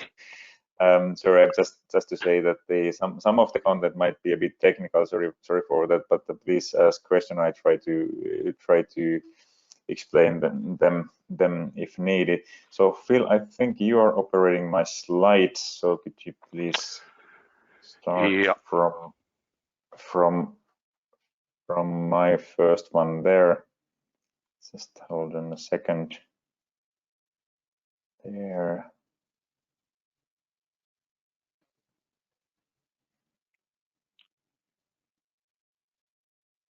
All right.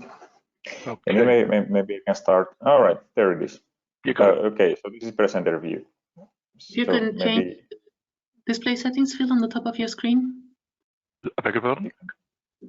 On the top of the presenter screen, view that we are seeing now. you can change in the top. Change what? So in this view, it says on the top display settings, and there. So now you have the two views.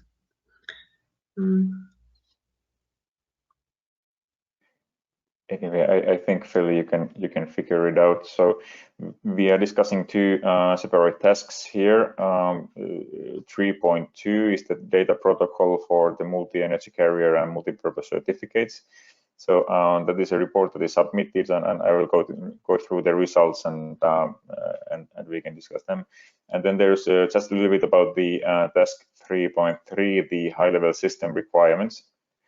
And that is something that is starting up, and it is basing on the work that was done as part of the task 3.1, the vision for the system architecture that Phil has presented.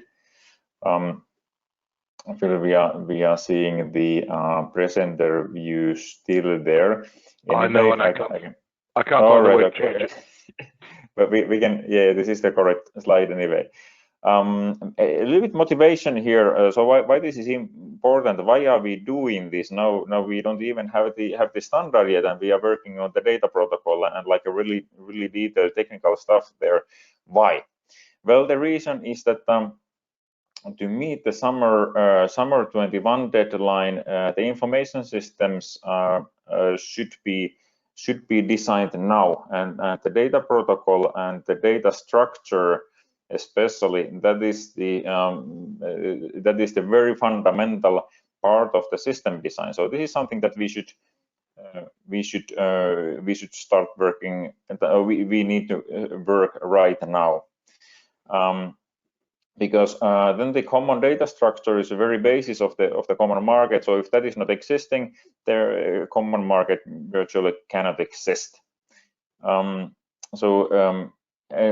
it is that when the visionary work in the standard proposal that has been previous tasks, now that we are going to the actual technical nitty-gritty details, it kind of this discussion teases the devils out of from the details, and it gives like a valuable input also to the more generic work and standard work. It's also that now that we are deciding, or if we are able to decide the standards and the common structures for the data, it is something that all right, now we have the slide. So thanks, Phil. Sorry about that. You can compare to you can think about situation with railways. Still, yeah, okay, thanks. Railways, if we are not able to decide the gauge width, it's very different countries would have different rails. It would be impossible to trade. It would be impossible to send stuff over to other countries by train. All right, next please. There were challenges. Going just through 3 main challenges that we had there, and this is for you to understand how to read the results. So first of all, of course, what we also already mentioned, that there is a moving target. The standard is not yet there, but we had to work on the data protocol anyway. So the strategy for that was to have appropriate lead there. Phil, next please. So we are trying to anticipate where the standard is going, and when looking at the technical details and how these fit together, we might have some insight where it is going, and we try to do that to the best possible way. Another challenge was that there are multiple targets. We are trying to create like a common data structure for certificates that are used for different purposes, and which have like a different the data has different end users, and different countries are going to use different parts of the certificate or different parts of the data, so to say. And there the strategy is to use the shotgun.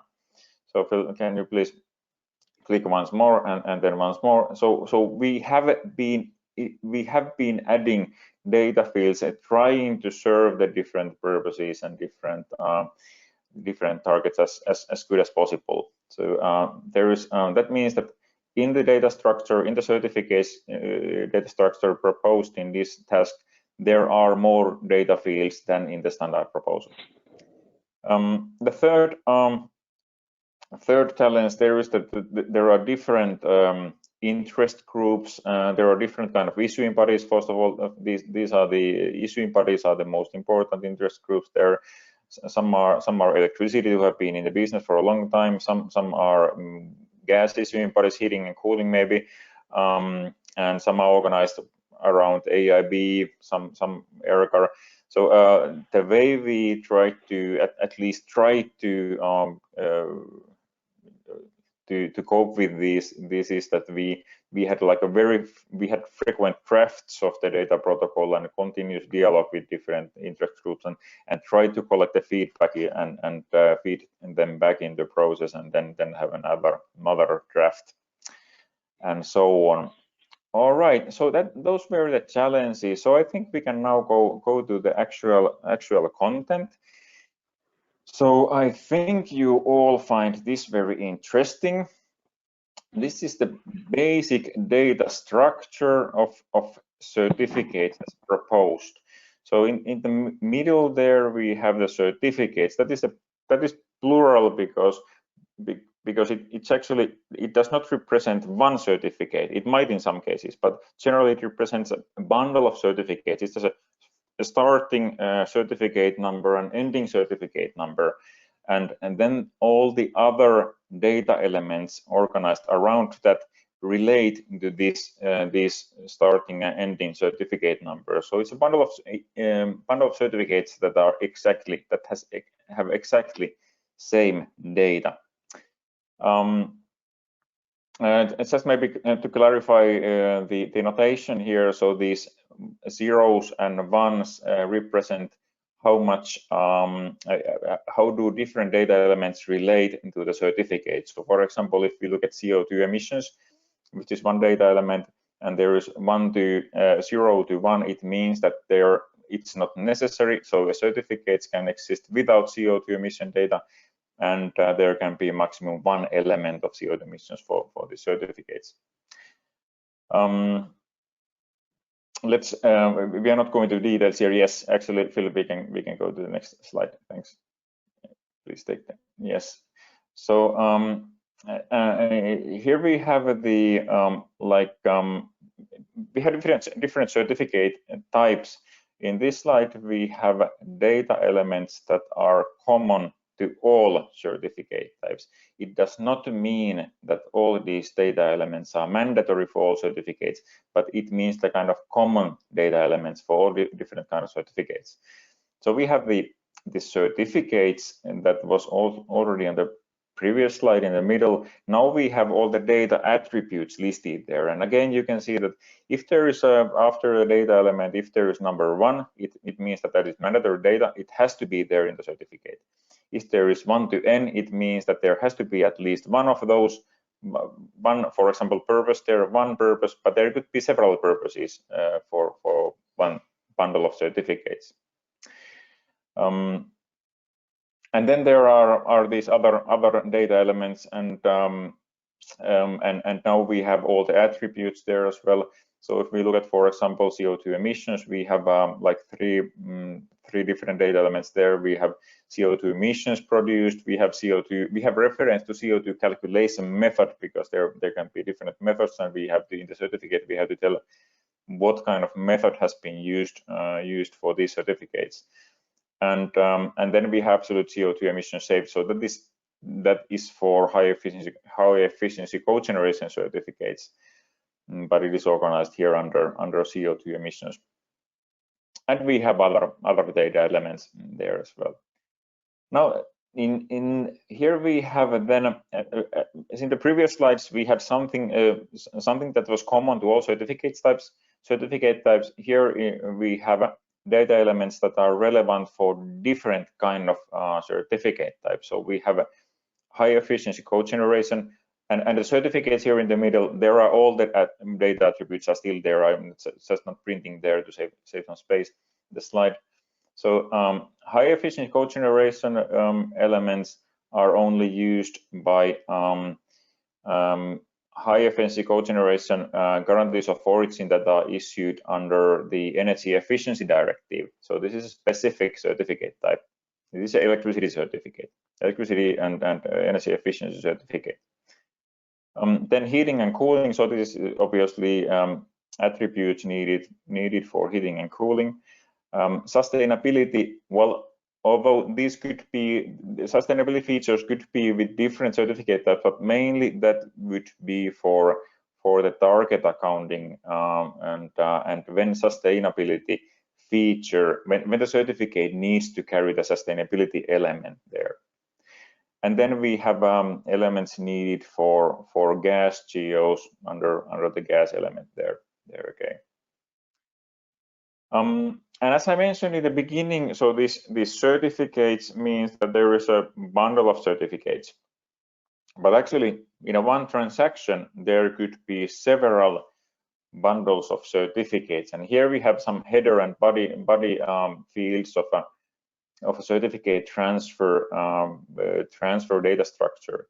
And then we can one transaction can have several certificate bundles. There are cases when there are, for example, 10,000 certificate bundles in one transaction. But I think we can actually go forward to the next slide. Thanks, Phil.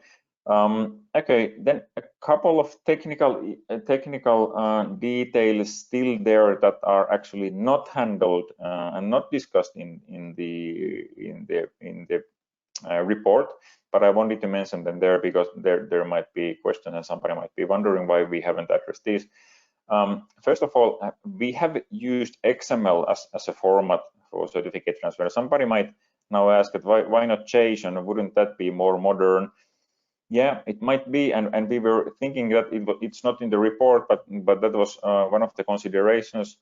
And at this moment, we can say that XML is more like a controlled and more secure data format. With XMLs, you can have namespaces and schemas that basically mean that you can validate XML messages very easily compared to JSON messages. On the other hand, JSON is nowadays used everywhere. If you are dealing with APIs or system internal messaging, is most likely the format there is JSON.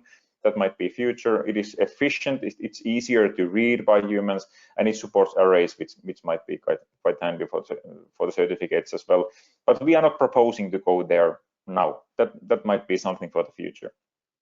And what about the data transport layer? We have been discussing about the data format and the message, but we also have to transport the message somehow. AIB is currently using SOAP/web service as a transport layer, and that is proven. It works well.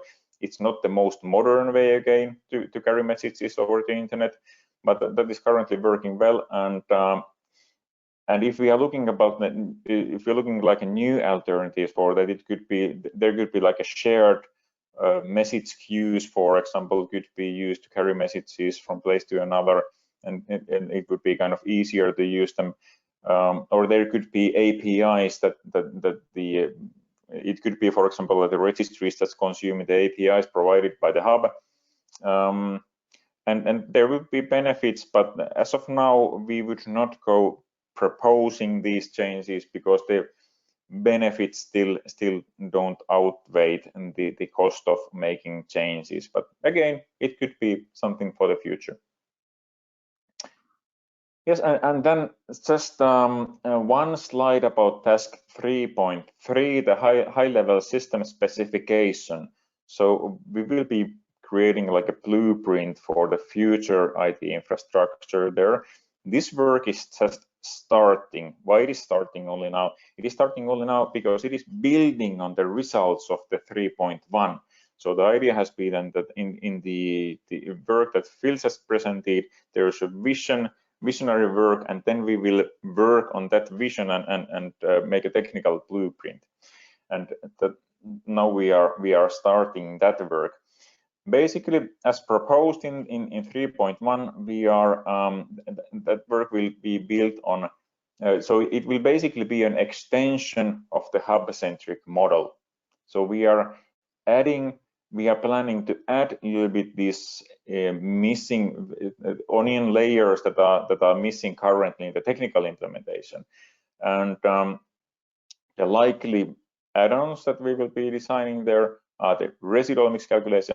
No, residual mix is already calculated centrally, but what we are talking about here is residual mix calculation automation partly by the hub, so that would be available by the hub. And another thing would be the centralized cancellation, because that would be clearly something that would be useful for account holders. And so that is something that we will design to some extent, but we will go a bit further with more like a central registry idea to just open the door a little bit and look how it could look like I'm not using the word central registry. I'm using the word multi-domain registry there. So we are basically what we mean here is a registry where you can have multiple countries can host their registry. So that would mean that the accounts and transactions are happening centrally there. Even transactions between domains are taking place in the same central registry. But there will be no full design for that. It's like developing a technical concept for that one. And by the way, so this work is not building on top of the current Aib Hub design. So we are not taking like the hub technical implementation, Aib Hub technical implementation, and then designing on top of that. We are assuming like a black box hub that has these functions, and how could we add these new functionalities on top of the hub without saying which hub and what hub that would be and what would be the technical solutions there. Yes, I think yes. Okay, so thank you. We are done with that, and then I think we might have. Do we take a poll now, or? Okay. We have to see. Our time is pretty short. Yeah. Will we do a poll on data fields on the geo? I think it's nicer to answer the questions that come in the audience. So I can ask one question from Jarno Dakhorst to Marco. Do you consider the use of QR codes to enhance credibility and transparency? So which codes would those be? QR codes. QR codes. Okay, so this is then a question for Jarno to further. I don't see that. Sorry, I don't see the question now. But no. And then another question from Jarno Dakhorst is, to which extent can the current geosystem be expanded to cover CO2 as a commodity, as well in view of increased carbon capture and utilization and storage developments, and different sources of CO2, fossil, biogenic, recycled? I don't, that's why. Yes. So, yeah, maybe I can take that one. So using technically, of course, any of these instruments would be very similar to currency of origin. Actually, I would say that currency of origin is probably more complex than any of them mentioned. So it would be, I think it would be rather feasible to extend the registries to these kind of commodities or products. Mm-hmm. Phil, is something to add on that? I see no reason why you can't expand the guarantee of origin to cover carbon, but on the other hand, I don't believe that that's the way that the Commission is looking at it, and that these are two separate instruments. If they're two sensible instruments, there's no reason, at least in my mind, why they can't be carried by the same electronic document, though. So there is a scope for some sort of integration here, but that has yet to be designed. And we have to think about issues like, if they're both conveyed by the same document, and then you choose to use one of them, what happens to that document? Do you split it into two, or how do you handle it? So there's a lot of those sort of issues that still need to be thought about. So I understand that as it first needs a high-level decision to integrate or to combine the convection mechanism of the information, and IT can follow as soon as high-level policy goes in that direction. Correct. May I ask Jarno to, if you still have time to elaborate a little bit? So sorry, I don't understand. How would you use QR codes for certificates? Maybe I'm thinking about different QR codes. Yes, so indeed, as well, while we are waiting at the answer, there are more questions.